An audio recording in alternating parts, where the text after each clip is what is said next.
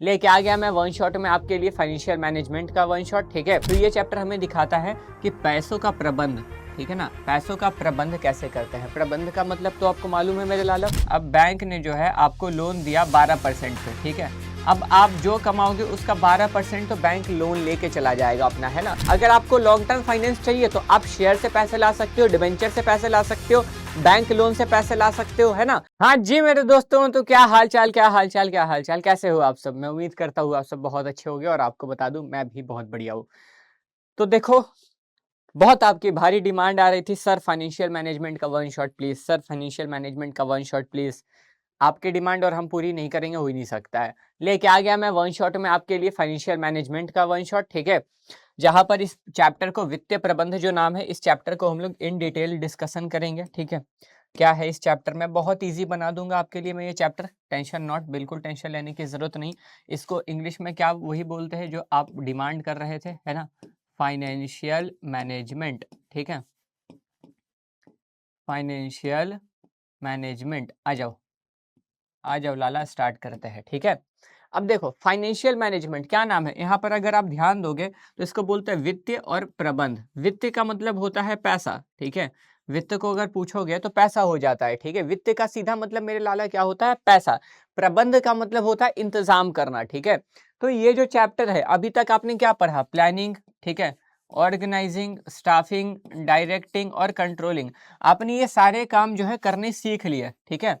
अब भाई एक बिजनेस को चलाने के लिए केवल इनसे प्लान करने से, है ना, नियोजन बनाने से, संगठन करने से, निर्देशन नियंत्रण करने से बस कंपनी नहीं चलेगी, ठीक है, मैनेजमेंट नहीं होगा। अगर कंपनी चलाना है, आपको अपना व्यवसाय चलाना है तो उसके लिए आपको पैसा चाहिए एनी हाउ, बिना पैसा के काम नहीं हो सकता है, राइट। हाँ सर, बात तो बिल्कुल सही बोल रहे हो, ठीक है। तो ये चैप्टर हमें दिखाता है कि पैसों का प्रबंध, ठीक है ना, पैसों का प्रबंध कैसे करते हैं। प्रबंध का मतलब तो आपको मालूम है मेरे लाला। प्रबंध का मतलब क्या बताया था, वही POSDC, ठीक है, प्लानिंग, ऑर्गेनाइजिंग, स्टाफिंग, डायरेक्टिंग और कंट्रोलिंग, ठीक है। यानी कि प्लान हो जाएगा आपका, ऑर्गेनाइज हो जाएगा, स्टाफ हो जाएगा, डायरेक्ट हो जाएगा और कंट्रोल हो जाएगा, POSDC हो जाएगा, ठीक है। तो पैसों का प्रबंध यहाँ पे सिखा रहा है कि कंपनी को पैसा कहाँ से लेके आना है, अगर कंपनी लेके आएगी तो कहाँ पे लगाएगी, ठीक है ना। मतलब बेसिकली पैसा का पूरा पूरा प्रबंध, कि पहले तो पैसा आएगा कहाँ से, दूसरा पैसा अगर आ गया तो पैसा लगाना कहाँ पर है, ये चैप्टर आपको ये सिखाएगा, ठीक है।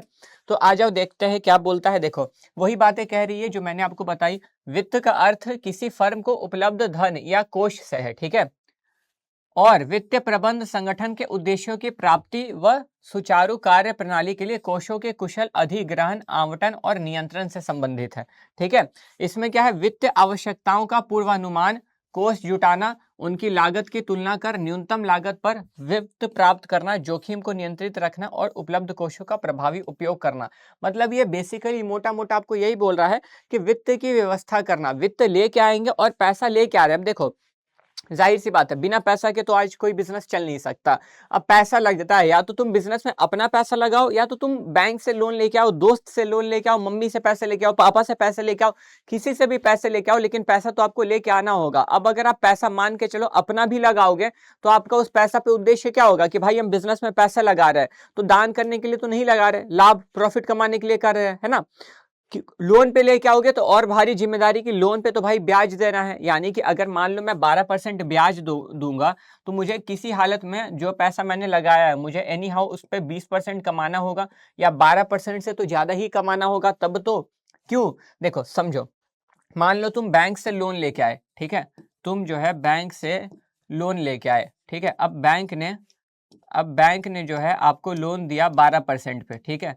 अब आप जो कमाओगे उसका 12% तो बैंक लोन लेके चला जाएगा अपना, है ना। तो जाहिर सी बात है, इससे ज्यादा आप कमाओगे, इससे ज्यादा कमाओगे तब तो बैंक को भी लोन दोगे और अपने भी घर लेके जाओगे, है कि नहीं। जाहिर सी बात है, इसीलिए मैं कह रहा हूं, ठीक है। तो यहाँ पर बेसिकली पैसा से लेके सारे कार्य यहाँ पर होंगे, ठीक है।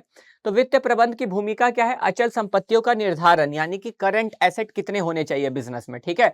तो देखो, एक व्यवसायिक संस्था के लाभों में अचल संपत्तियों का महत्वपूर्ण योगदान होता है। वित्तीय प्रबंध के अंतर्गत, ठीक है, व्यवसाय की अचल संपत्तियों का आकार एवं संयोजन निर्धारित किया जाता है। मतलब अगर बिजनेस में करंट एसेट नहीं होगा तो बिजनेस नहीं चलेगा। अब करंट एसेट क्या होता है सर?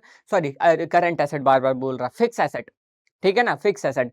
फिक्स एसेट क्या होता है सर? मशीन, लैंड, है ना, यही सारी चीजें ना, मशीन हो गया, लैंड हो गया, और मतलब फर्नीचर हो गया, लाइट हो गया, ये सारा फिक्स एसेट होता क्या? अचल संपत्ति होता क्या? ये ऐसी संपत्ति है जो भविष्य में हमें मतलब लंबे समय तक, लंबी अवधि तक लाभ प्रदान करेगी, ठीक है। अब बिना बिजनेस, क्या मतलब बिना जमीन के, अब मान लो तुम्हारे पास जगह नहीं है, तुम बिजनेस कैसे करोगे? जगह तो चाहिए होगा ना, फिक्स एसेट चाहिए होगा। बिना मशीन के प्रोडक्शन, उत्पादन कैसे करोगे? तो वही बोल रहा है कि कितना आपको फिक्स एसेट लगेगा आपके बिजनेस में, इस चीज का निर्धारण करना। अब आता है चालू संपत्ति। चालू संपत्ति का मतलब होता है वैसी संपत्ति जो 1 साल के भीतर में आपको नकद प्रदान करेगी। जैसे वो खुद में पहला कैश हो जाता है, लेनदार हो गया, है ना, ये देनदार हो गया, मतलब आपके डेटर जिससे पैसा आना है, ठीक, ये सारी चीजें। या फिर शॉर्ट टर्म लोन, मतलब आपने किसी को पैसे दिया था, वो आपको पैसे देने वाला है, ठीक है। आप जो सेल करते हो, ये सारा आपका क्या है? करंट एसेट हो गया। करंट एसेट बेसिकली समझते हो ना, करंट एसेट क्या होता है? जो 1 साल के भीतर हमें कैश प्रदान करे, नकद प्रदान कर दे, ठीक है।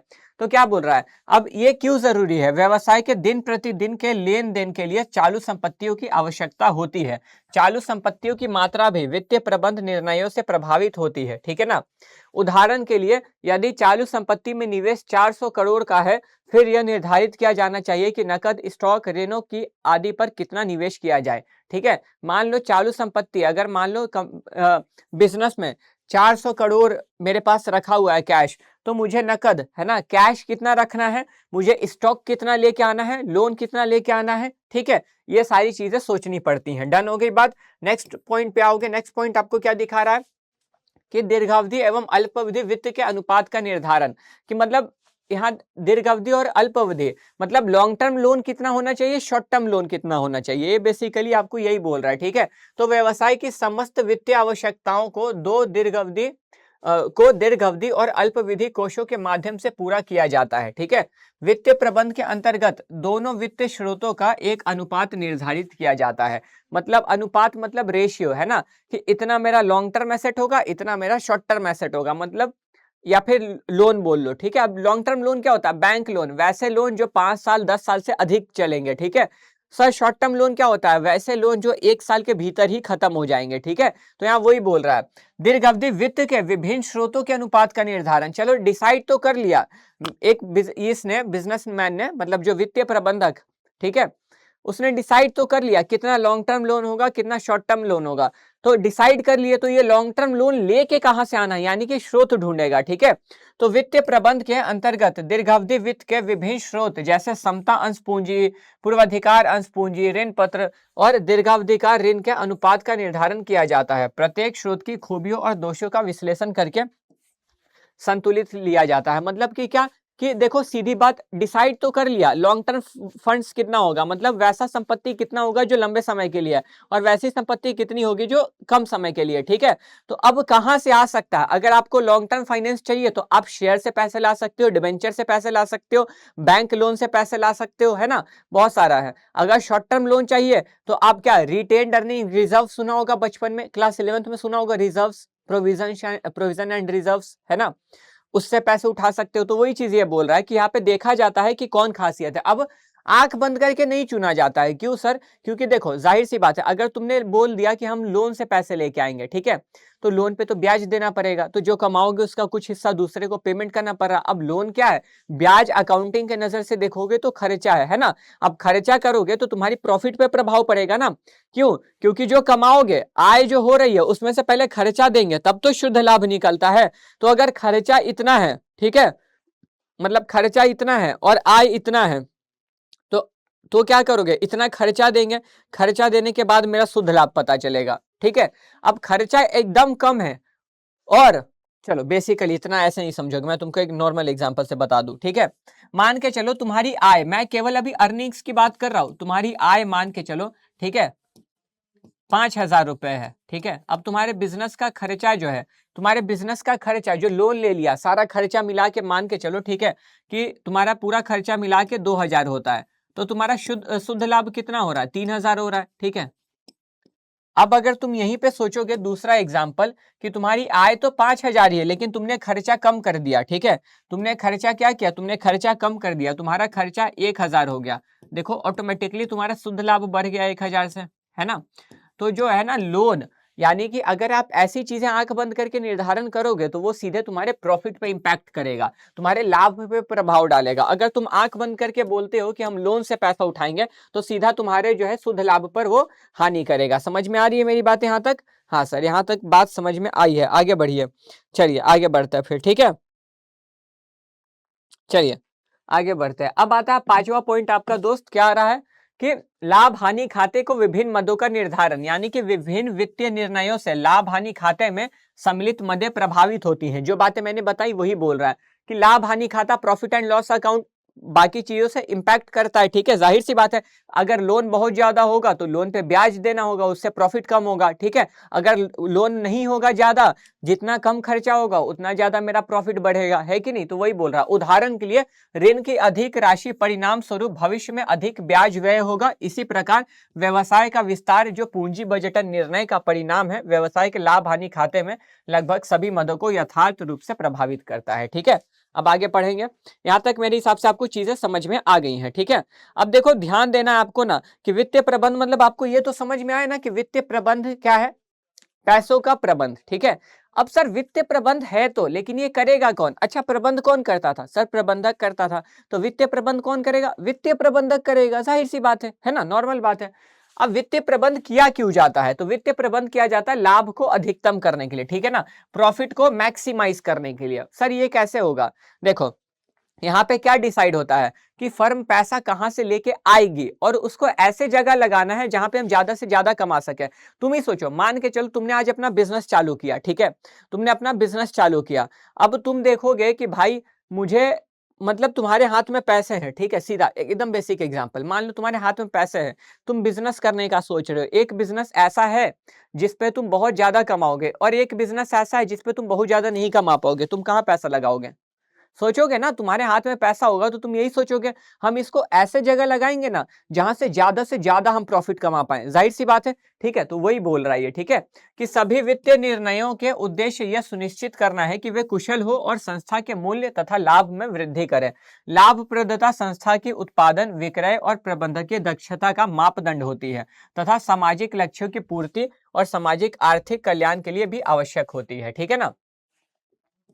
समझ में आई मेरी बात? सेकेंड पॉइंट, संपदा को अधिकतम करना, वेल्थ मैक्सिमाइजेशन। एक तो कंपनी का पैसा बढ़े, ठीक है, कंपनी जो पैसा लगा रही है, कंपनी ज्यादा से ज्यादा प्रॉफिट कमा पाए। अब जाहिर सी बात है बिजनेस स्टार्ट ही करते हैं कि हम लोग ज्यादा से ज्यादा प्रॉफिट कमाए जो पैसा लगाए, ठीक है। दूसरा, संपदा को अधिकतम करना, संपदा को अधिकतम करना। देखो एक कंपनी में ना बहुत सारे लोगों का पैसा लगा होता है, ठीक है। अब अगर वो पब्लिक कंपनी, आपको पता ही होगा कितने प्रकार की कंपनी होती है, बेसिकली तीन, है ना, मतलब तीन कंपनी, एक तो प्राइवेट कंपनी, प्राइवेट लिमिटेड, एक पब्लिक कंपनी और एक ओपीसी, वन पर्सन कंपनी। अब अगर पब्लिक कंपनी है, सार्वजनिक कंपनी है वो, ठीक है, तो सार्वजनिक कंपनी है तो उसके स्टॉक मार्केट में होंगे, शेयर्स उसके मार्केट में मिल रहे होंगे, शेयर बाजार में, ठीक है। तो उसके शेयर्स जब कुछ लोग खरीदते हैं, जैसे मैंने, मान के चलो मैंने एमआरएफ के शेयर्स खरीद लिए तो मैं एमआरएफ की कंपनी का क्या हो गया? मालिक हो गया, ठीक है। अगर मैंने एमआरएफ के शेयर्स खरीदे हैं तो मैं एमआरएफ के शेयर्स का क्या हो गया? एमआरएफ कंपनी का मालिक हो गया, ठीक है। मतलब उस कंपनी में प्रबंध में कौन होगा, मैनेजमेंट में कौन व्यक्ति आएगा, नहीं आएगा, ये निर्णय मेरे हाथ में, मैं वोट करके निर्णय लूंगा, ठीक है। वो खैर जाने दो। इन द सेंस क्लियर क्या है कि मैंने एमआरएफ को कुछ पैसे दिए, बदले में मैंने एमआरएफ से शेयर्स लिए, ठीक है। मैंने एमआरएफ को पैसे दिए और एमआरएफ से बदले में मैंने शेयर्स लिए, ठीक है। अब एमआरएफ से अगर मैंने शेयर्स लिए और एमआरएफ को पैसे दिए, इसका मतलब कंपनी में मेरा पैसा लगा तो मैं तो कंपनी का मालिक कहलाऊंगा। तुम किसी भी बिजनेस में पैसे लगाओगे तो तुम मालिक कहलाओगे, है ना, ठीक है। अब आपको पता होगा कि कंपनी या फिर व्यवसाय और मालिक दोनों पृथक पृथक होते हैं, अलग अलग होते हैं ना। तो कंपनी का ये उद्देश्य होता है, यानी कि कंपनी के अंदर जो लोग बैठे हैं, ठीक है, वो ये चाहते हैं कि भाई जितने लोगों ने हम पे भरोसा करके, हमारी कंपनी पे भरोसा करके इसमें पैसे लगाया है, उनकी भी संपत्ति अधिकतम हो, वो भी ज्यादा से ज्यादा कमाए। सर कैसे? जब कंपनी, देखो जब कंपनी अच्छा सेल करेगी, जब कंपनी अच्छा परफॉर्म करेगी, अच्छा परफॉर्म का मतलब ज्यादा सेल हो रहा है, लोन ज्यादा नहीं है, प्रॉफिट कमा रही रही है। तो जितना अच्छा कंपनी परफॉर्म करती है ना, उतने उसके शेयर्स के प्राइस मार्केट में बढ़ते जाते हैं, ठीक है ना। मतलब कंपनी के पास अभी भविष्य में बहुत सारे ऐसे स्रोत हैं जहां से वो कमाएगी, ठीक है। तो उसका परफॉर्मेंस अगर अच्छा है तो कंपनी प्रॉफिट ज्यादा कमाएगी, प्रॉफिट ज्यादा कमाएगी तो शेयर्स उसका मार्केट में भागता जाएगा और जो शेयर होल्डर हैं उनकी वैल्यू बढ़ती जाएगी, ठीक है। तो ये पॉइंट वही है। वित्तीय प्रबंध का मुख्य उद्देश्य स्वामियों की संपदा को अधिकतम करना होना चाहिए। संपदा अधिकतमकरण स्पष्ट लाभप्रदता तथा उद्यम में उपयोग की जा रही पूंजी की मात्रा के संबंध को इस संबोधित करता है, ठीक है। चौथा पॉइंट आपका आता है मेरे दोस्त, तीसरा उचित लागत पर कोषों की उपलब्धता सुनिश्चित करना, ठीक है। मतलब उचित लागत का मतलब क्या होता है, जैसे देखो कई बार होता है ना, कोष जब हम लोग लेते हैं, मतलब जब हम फंड्स लेके आते हैं, पैसे लेके आते हैं, उस पर कोई ना कोई लागत चुकानी पड़ती है। सर कैसे? इकोनॉमिक्स में आपने अवसर लागत पढ़ा होगा, होता है ना कि जब हम एक चीज छोड़ते हैं तो उसके बदले में, मतलब एक चीज पकड़ते हैं तो दूसरी चीज गंवानी पड़ती है, ठीक है। नहीं पढ़ा? अवसर लागत क्या होता है? अवसर लागत का मतलब यही होता है ना, एक एक के चक्कर में दूसरा छोड़ दिया, ठीक है। मान लो मुझे जॉब मिल रही है, एक जगह 70,000 की जॉब मिल रही है, एक जगह 50,000 की जॉब मिल रही है। अगर मैं 70,000 की जॉब करने जाऊंगा तो 50,000 मैंने छोड़ा, अगर 50,000 का जॉब करने जाऊंगा तो 70,000 छोड़ा। अवसर लागत यही तो है, एक अवसर का फायदा उठाने के लिए कुछ ना कुछ चुकाना पड़ता है, ठीक है। ये वही है। जब ब्याज बोल रहा, जब कोष उठाते हैं ना, जब हम कोष लेके आते हैं तो उसके बदले में कुछ ना कुछ लागत चुकानी पड़ती है। कैसे? सर कैसे आप ये बोल रहे हो? देखो पहले सिंपल समझाता हूँ। ऋण, अगर तुम लोन लेके आओगे, ऋण लेके आओगे, ठीक है, तो बदले में तुमको क्या देना पड़ता है? ब्याज। और ब्याज क्या है? लागत है। क्यों सर लागत कैसे है? लागत मतलब क्या होता है? व्यवसाय करने में जो जो खर्च आ रहा है, ठीक है। अब व्यवसाय करने के लिए हम लोन लेके आ रहे हैं, लोन लेके आ गए, उस पर इंटरेस्ट देना पड़ रहा है, इंटरेस्ट मेरा लागत ही तो हुआ ना, ठीक है। ठीक है चलो सर, ये तो समझ गया सर। लेकिन समता, आपने तो कहा समता भी होता है। अब समता में कैसे? अपना पैसा लगाएंगे तो उसमें कोई लागत नहीं है, लेकिन जब तुम शेयर होल्डर्स को शेयर देते हो ना, तो बदले में मालिकाना हक चला जाता है। भले हमें पैसे मिल जाते हैं, मतलब कंपनी को पैसा तो मिल जाता है, लेकिन कंपनी का मालिकाना हक उनके हाथ में चला जाता है। तो तुमने मालिकाना हक दे दिया, ये भी तो एक लागत है भाई। कि मान लो मेरी कंपनी थी, ठीक है, मान लो मेरी कंपनी थी जहां पे मैं अकेले मालिक था। अब मेरा दोस्त आया, उसको मैंने कुछ शेयर्स दिए, ठीक है, कुछ शेयर्स दिए। तो पहले मैं मालिक था, सारी चीजें मैं करता था, मेरे हिसाब से चलती थी। अब मेरे दोस्त ने पैसे लगाए, उसको मैंने शेयर्स दिए, तो क्या उसके हिसाब से भी तो अब कंपनी चलेगी? अब सिर्फ मेरी बात नहीं सुनी जाएगी, उसकी भी बात सुनी जाएगी। मतलब मेरा मालिकाना हक, अधिकार कम हुआ ना। तो ये भी तो लागत है, ठीक है। तो उचित लागत का मतलब होता है जहां से हमें सस्ता वित्त मिले वहीं से लेके आना है। मतलब सस्ता वित्त नहीं समझ आया सर। मान के चलो हम एक बिजनेसमैन या एक वित्तीय प्रबंधक, ठीक है, बैंक गया लोन लेने, दो ठो बैंक गया, ठीक है। मान लो एक वित्तीय प्रबंधक एक पहले बैंक पर गया, B1 लिख देता हूं, बैंक 1, ठीक है। बैंक 1 पे गया तो वहां पर कहता है कि भाई हम 12% पर लोन देंगे तुमको, ठीक है, 12% ब्याज पे हम तुमको लोन देंगे, ठीक है। दूसरे बैंक गया, वो दूसरा बैंक उसको बोलता है कि भाई हम तुम्हें जो है 10.5% पे लोन देंगे। तो तुम बोलो सस्ता कौन सा है? तुम बोलोगे सर दूसरे बैंक से लोन लेना ज्यादा सस्ता हो रहा है ना। तो तुम कहां से लोन उठाओगे? सर जाहिर सी बात है, जहां सस्ता है यहां से उठाएंगे, ठीक है। तो ये तुमने उचित लागत चुनी, ये पॉइंट आपको वही बोलता है, ठीक है। पढ़ो आप एक बार, समझ आ जाएगा। वित्तीय प्रबंध का उद्देश्य उचित लागत पर पर्याप्त कोषों को जुटाना है। ऐसे अनेक स्रोत हैं जिनसे एक उद्यम द्वारा कोषों को जुटाया जा सकता है, जैसे अंशों का निर्गमन, शेयर्स इशू करके, डिबेंचर्स है, ठीक है, वित्तीय संस्थानों से ऋण यानी कि बैंक से लोन लेके, सार्वजनिक जमा है ना, लोगों से पैसे ले, मतलब दोस्त से, घर से लेके आ गए पैसे, ठीक है, ये चीज। और फिर क्या आता है? कोषों का प्रभावी उपयोग सुनिश्चित करना। अब मैंने आपको क्या बताया, पैसा कहां से लेके आना और उसको ऐसी जगह लाना जहां पे हम ज्यादा से ज्यादा कमा पाए। तो ये पॉइंट वही है, ठीक है। उद्यम द्वारा जुटाए गए कोषों का उपयोग विभिन्न उद्देश्यों के लिए किया जा सकता है। वित्तीय प्रबंध की जिम्मेदारी है कि वह यह सुनिश्चित करे कि कोषों का उपयोग इस तरह से किया जाए कि उससे प्राप्त होने वाले लाभ कोष जुटाने की लागत से अधिक हो, ठीक है, ये चीज क्लियर। चलिए अब आपको पढ़ाया जाएगा मेन मोस्ट इंपॉर्टेंट टॉपिक, ठीक है ना। इसके बाद में देखो अब क्या बोल रहा है दोस्त, विविध कार्यों का समन्वय करना, अलग अलग कार्यों का समन्वय होता है। अब पैसा आता है, ठीक है ना, तो एक कंपनी में आपको भी पता उत्पादन भी हो रहा, क्रय भी हो रहा, विक्रय भी हो रहा, विपणन भी हो रहा, सब कुछ हो रहा, ठीक है। तो ये सब पैसे से साथ चलते हैं और कुछ नहीं। वित्तीय प्रबंध का एक उद्देश्य उद्यम की विभिन्न गतिविधियां, उत्पादन, विपणन, कर्मचारी तथा अनुसंसाधन एवं विकास के बीच समन्वय स्थापित करना है। वित्तीय प्रबंधक संपत्ति प्रबंध नीतियों के अंतर्गत तैयार माल के स्टॉक व उधार नीति में विपणन प्रबंधन प्रबंधक तथा कच्चे माल के स्टॉक संबंधी निर्णयों में उत्पादन प्रबंधक का सहयोग लेता है। मतलब कि ये जो है ना विपणन प्रबंधक से सहयोग लेता है कि भाई मार्केटिंग के लिए कितना पैसा लगेगा, उतना पैसा लेके आ। अब कई बार होता है मार्केटिंग के लिए कंपनी के पास पैसा नहीं है, कंपनी को लोन लेना पड़ेगा, तो ये कौन अच्छा बता सकता है कि मार्केटिंग में कितना पैसा लगेगा?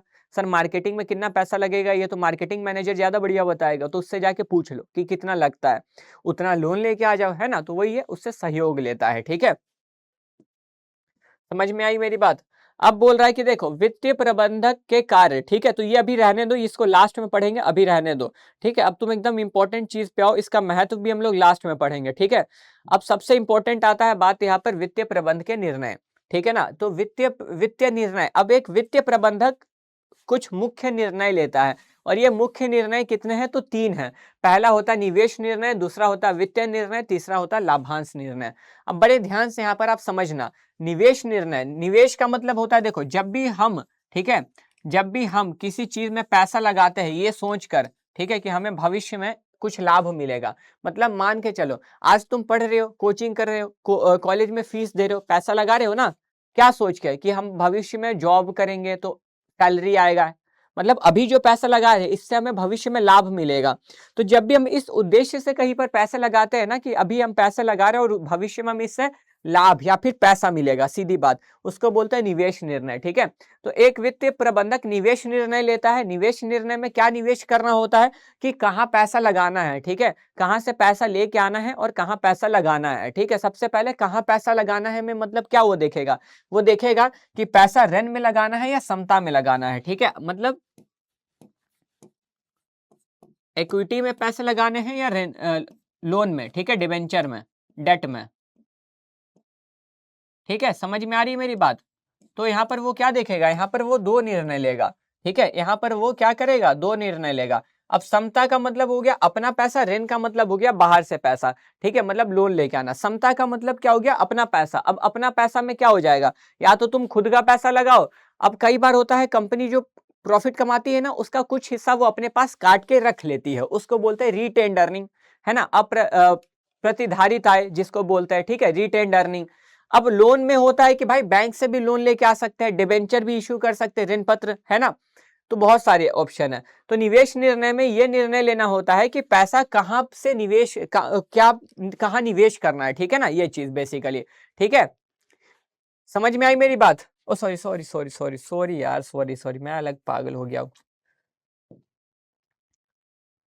वो तो यहाँ होता है, मतलब सॉरी, चलो चलो पहले हाँ देखो, निवेश निर्णय है। ठीक है ना, यहाँ पे क्या बोला, निवेश निर्णय का अर्थ उस निर्णय से है, निवेश निर्णय का अर्थ क्या है, उस निर्णय से है। ठीक है, जिसके अंतर्गत फर्म अपने कोषों को विभिन्न संपत्तियों में निवेश करती है। ठीक है, अब फर्म के पास कई विकल्प होते हैं, फर्म के पास क्या होते हैं, तो फर्म के पास कई विकल्प, निवेश विकल्प होते हैं, जिनमें से उसे सबसे अधिक लाभदायक विकल्प का चयन करना होता है ताकि निवेशकों को उच्चतम संभव लाभ प्राप्त हो सके। सबसे पहले वो क्या करती है, पैसे लेके आएगी, है ना, पैसा ही नहीं आएगा, इसलिए मेरे दिमाग में वो निकल गया, लॉजिक गलत था वहां पे। सबसे पहले देखो वित्तीय निर्णय पढ़ोगे ना तो ज्यादा बेस्ट होगा। अभी फिलहाल बस ये समझो, रुको मैं तुमको ना बढ़िया बढ़िया लॉजिक से बताता हूँ। ठीक है, मैं तुमको एक बहुत अच्छे लॉजिक से बताऊंगा, रुक जाओ, पहले ये पढ़ना, तुमको मैं दिखा रहा हूँ, रुक जाओ। हाँ ये पढ़ो एक बारी, क्या लिखा है।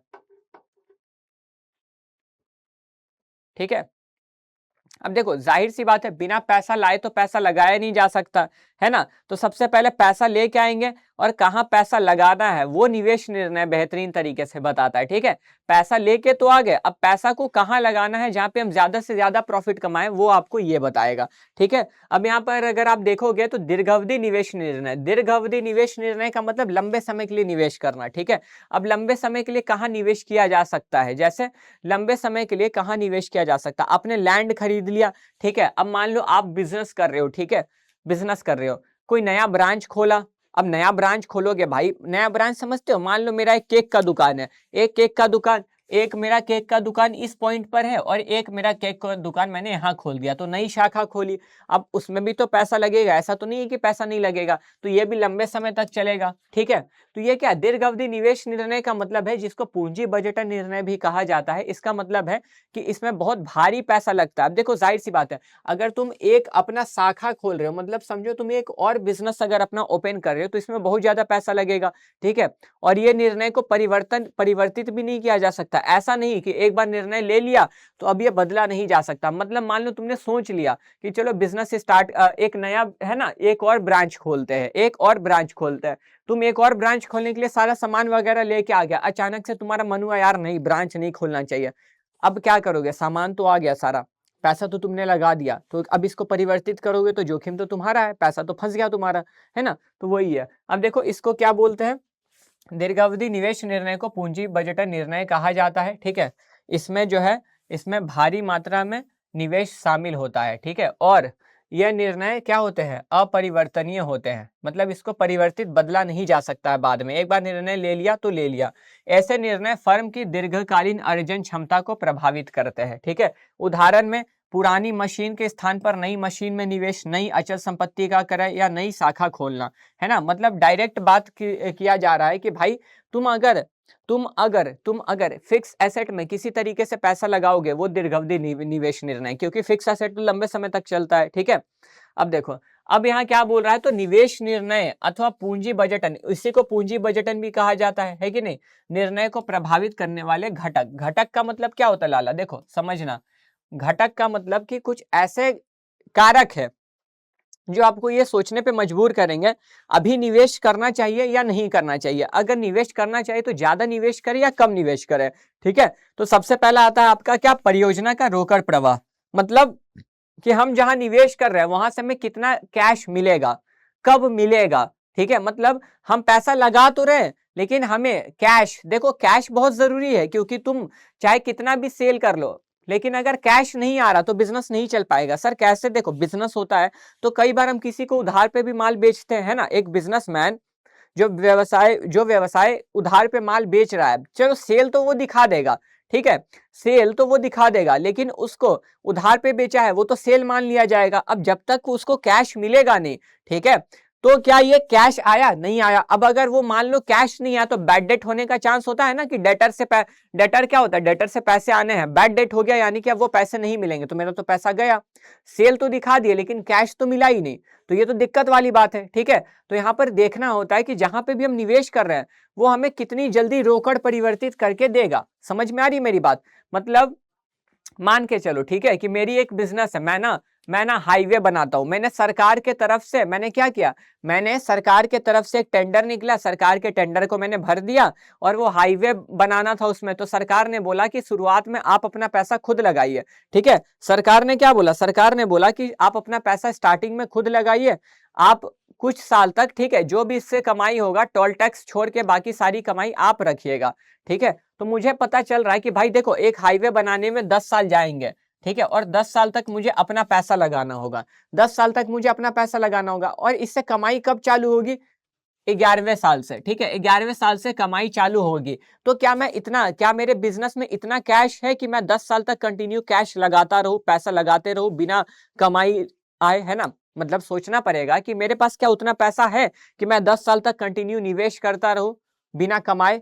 अगर है तो ठीक है, तुम वेट कर सकते हो तो बहुत बढ़िया, कोई बात नहीं। ठीक है, तो वही यहाँ पे बोल रहा है, देखो क्या कह रहा है आपको, यहाँ पे ध्यान देना, निवेश के लिए लगाई गई राशि को रोकड़ बहिर्प्रवाह यानी कि कैश आउटफ्लो कहा जाता है, और उस निवेश से प्राप्त होने वाले लाभ को रोकड़ अंतर प्रवाह कैश इनफ्लो कहा जाता है। ठीक है, जब कोई फर्म किसी परियोजना में अधिक कोष निवेश करती है तो उसे नियमित और उचित रोकड़ अंतर प्रवाह की अपेक्षा करती है। इसीलिए पूंजी बजटन निर्णय लेने से पहले रोकड़ प्रवाह का सावधानी पूर्वक विश्लेषण आवश्यक होता है। ठीक है, अब मतलब मान लो तुम सोचो कि चलो ठीक है 11वें साल से कमाएंगे, मान लिया, ठीक है, कोई दिक्कत नहीं है। अब हम 10 साल तक जो है मैं मेरा कुल मिलाकर मैंने जो है पैसा लगाया, ठीक है, मैंने कुल मिला के मैंने जो है 50 करोड़ पैसे लगाए। ठीक है, 50 करोड़ मैंने पैसे लगाए और मेरी कमाई केवल और केवल 5 करोड़ हुई, तो तुम ही सोचो क्या पैसा लगाना सही है, क्या पैसा लगाना सही है, कुल मिला के मेरी कमाई केवल 5 करोड़ होगी, तो सही नहीं ना, कहीं से सही नहीं है ना? 45 करोड़ के लॉस पे है, तो ये चीज देखना पड़ता है कि जहां हम पैसा लगा रहे हैं, मतलब जितना पैसा मेरा बाहर जा रहा क्या उतना ही उससे अधिक अंदर आना चाहिए, मतलब जितना हम खर्चा कर रहे हैं उससे ज्यादा हम कमाए, ठीक है। फिर दूसरा आता है प्रत्याय की दर। प्रत्याय की दर सिंपल होता है कि जहां पे भी हम पैसा निवेश कर रहे हैं उस पे हम कितना कमा पा रहे हैं, ठीक है। ये वही पॉइंट जो अभी जस्ट बताया, मतलब मान लो हम पैसा तो निवेश कर रहे हैं, ठीक है, हम पैसा निवेश कर रहे हैं कितना 10,000, ठीक है, और हम कमा रहे हैं 8,000, तो सही है? तुम ही सोचो, सही है नहीं सही है? अगर हम पैसा निवेश कर रहे हैं 10,000 और कमा रहे हैं 15,000 तो बहुत बढ़िया है कि नहीं। अगर हम 10,000 निवेश कर रहे हैं, ठीक है, और कितना, तो हम 5% कमा रहे हैं। कैसे सर? देखो, अगर 10,000 का तुम 5% निकालोगे तो, ठीक है,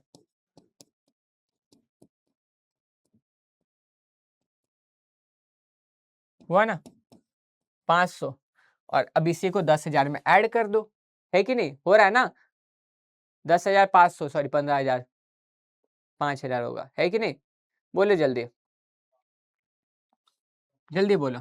अब मतलब मान के चलो, देखो सीधी बात, मेरी बात को समझना है यहाँ पे, ठीक है।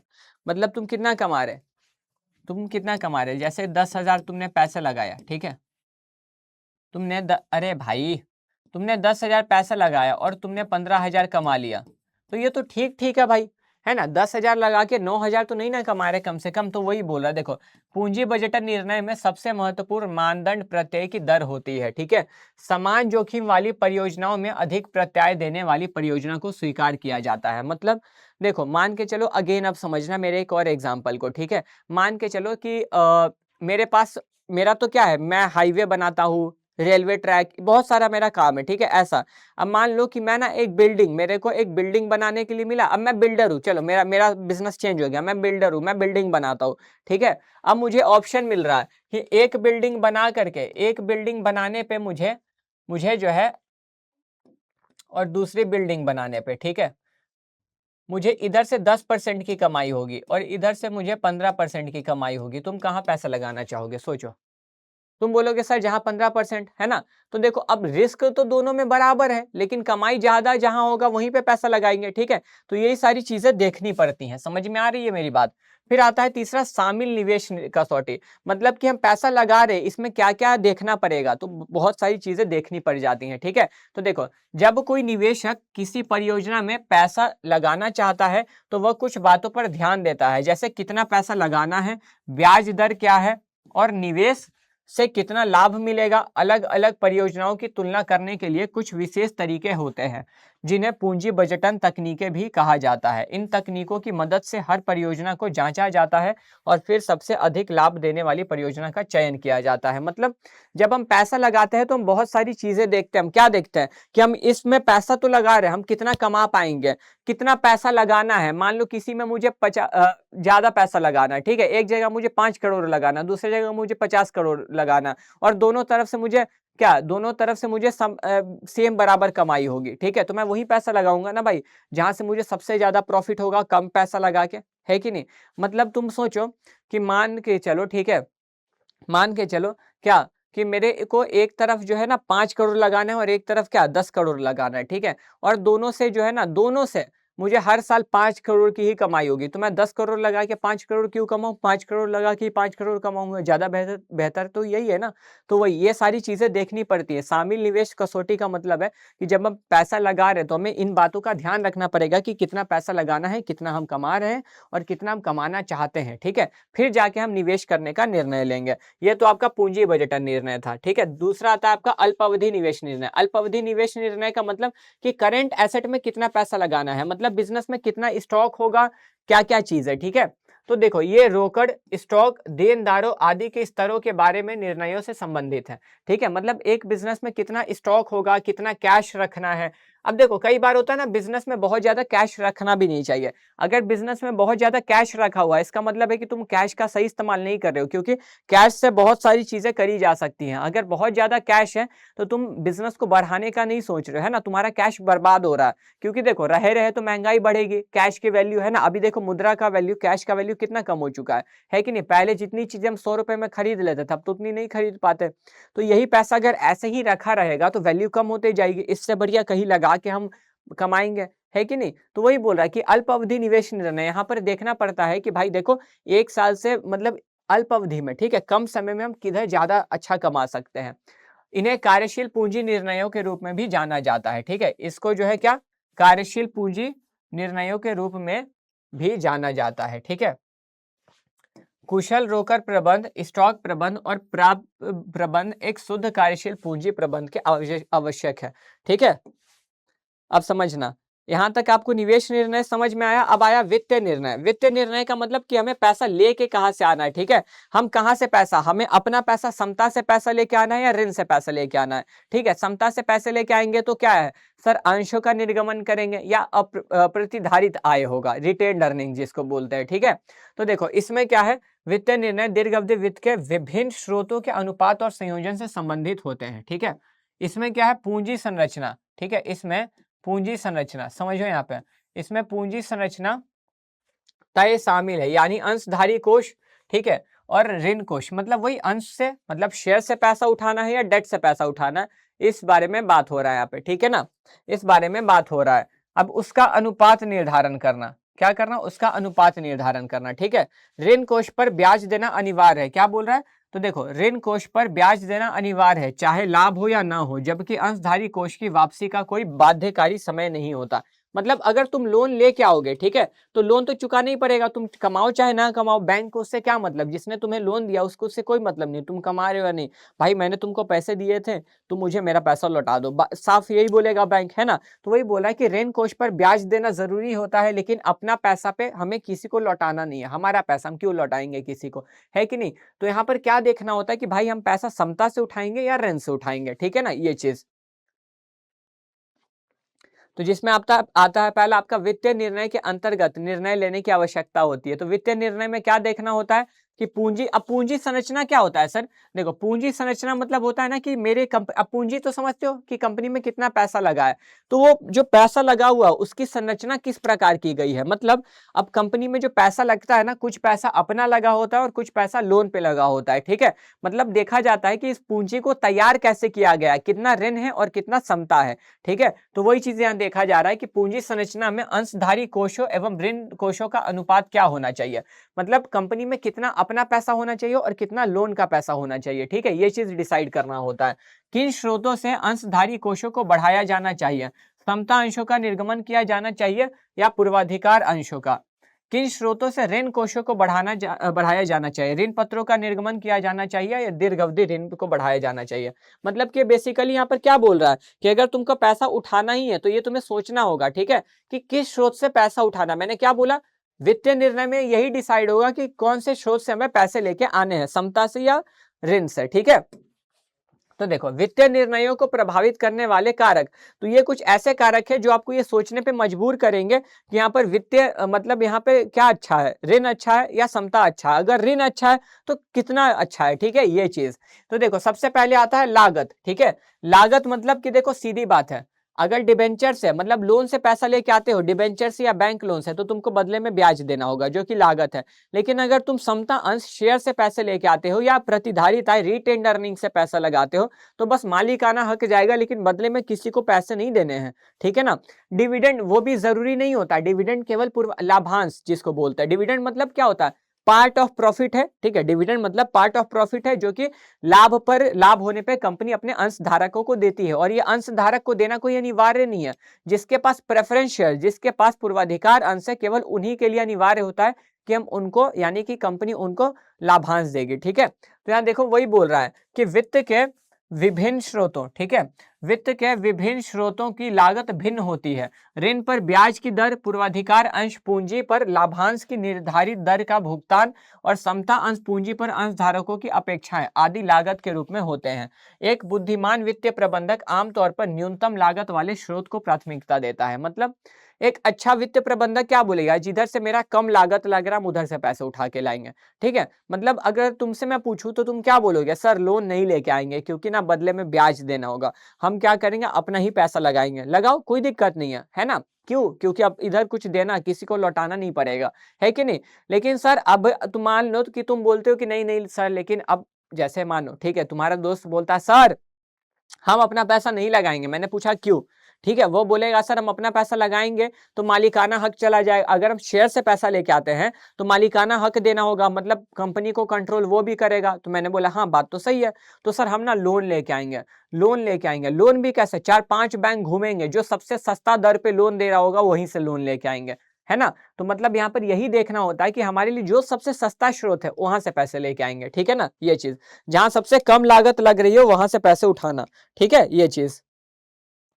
चलिए नेक्स्ट पॉइंट पे बढ़ते हैं, ठीक है, अगले पॉइंट पे बढ़ते हैं लाला। अगला पॉइंट आपको क्या बोलता है, देखो रोकड़ प्रवाह स्थिति, वही चीज कि किधर से कितना कैश आ रहा है, ठीक है, किधर से कितना कैश आ रहा है, कितना कैश जा रहा है और कितना कैश आ रहा है। देखो यदि कंपनी की रोकड़ प्रवाह स्थिति अच्छी है, ठीक है, मतलब कंपनी में ज्यादा कैश है, अब समझना है मेरी बात, अगर कंपनी में ज्यादा कैश है, ठीक है, तो उसको तो रेंट से पैसा उठाना चाहिए। सर क्यों?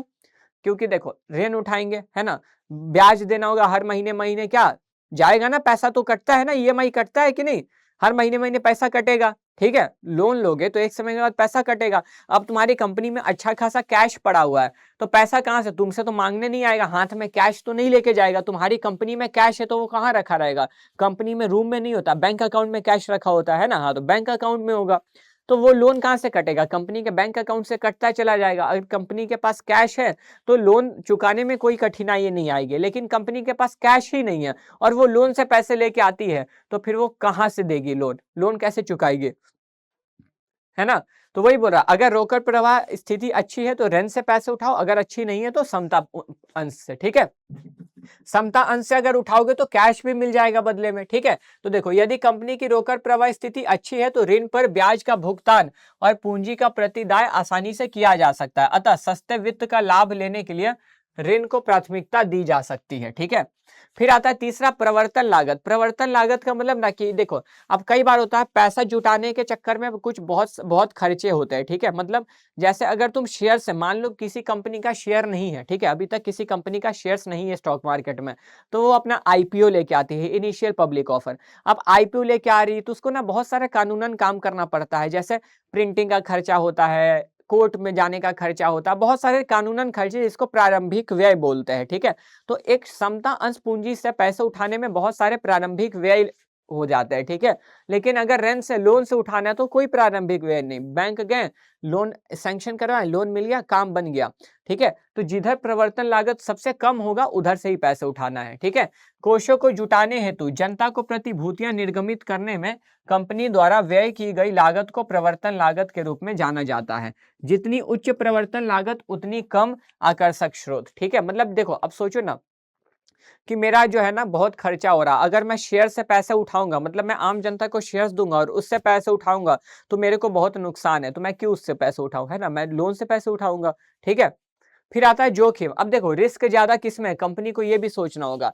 देखो अगर लोन लेंगे, नहीं कमाएंगे तो भी लोन चुकाना होगा, तो भाई रिस्क है ये तो, है ना। मेरी कंपनी का पहले ही से प्रॉफिट नहीं हो रहा और अगर अभी लोन ले लेंगे तो चुकाएंगे कहां से, तो यहाँ पे तो जोखिम है, तो जिधर कम जोखिम उधर से पैसे उठाओ, समता अंश में कोई जोखिम नहीं है, ठीक है।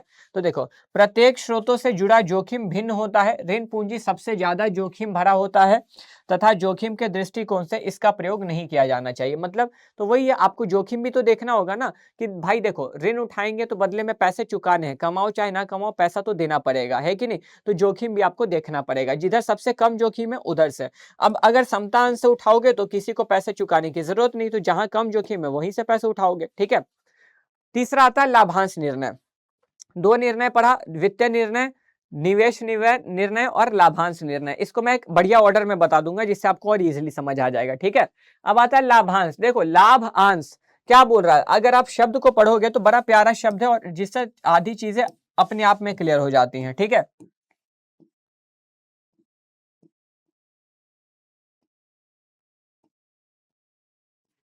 यही लिखा जाता है ना, पढ़ो एक बार, लाभांश, ठीक है। अब अगर इसको तुम हिंदी, हालांकि मैं हिंदी तो नहीं पढ़ाता बट फिर भी अगर तुम इसको हिंदी में तोड़ोगे, ठीक है, अगर तुम इसको हिंदी में तोड़ोगे तो हिंदी में तोड़ने पे क्या बनता है बताओ, लाभ जोड़ अंश, है ना, क्या बनता है, लाभ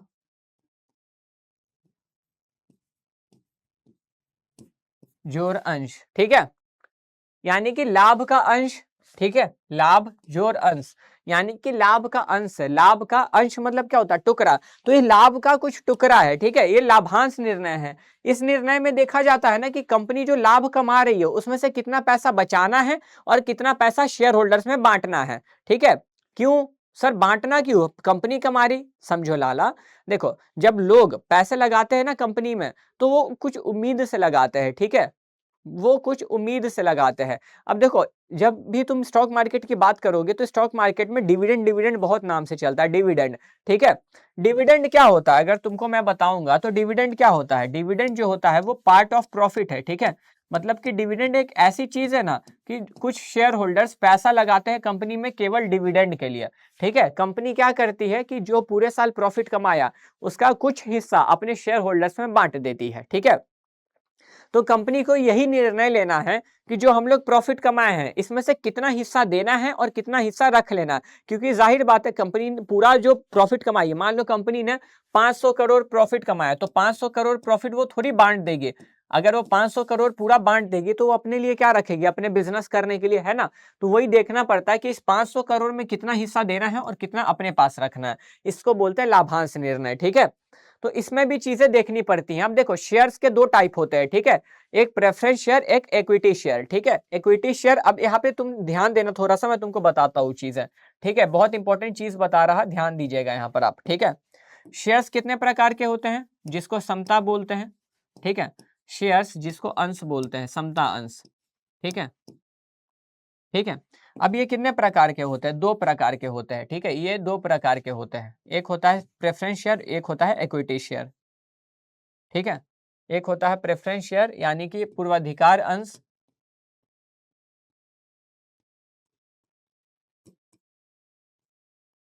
जिसको बोलते हैं प्रेफरेंस शेयर, ठीक है। और एक होता है समता अंश, जिसको बोलते हैं इक्विटी शेयर, ठीक है। इसको क्या बोलते हैं? इसको हम लोग बोलते हैं प्रेफरेंस शेयर, ठीक है।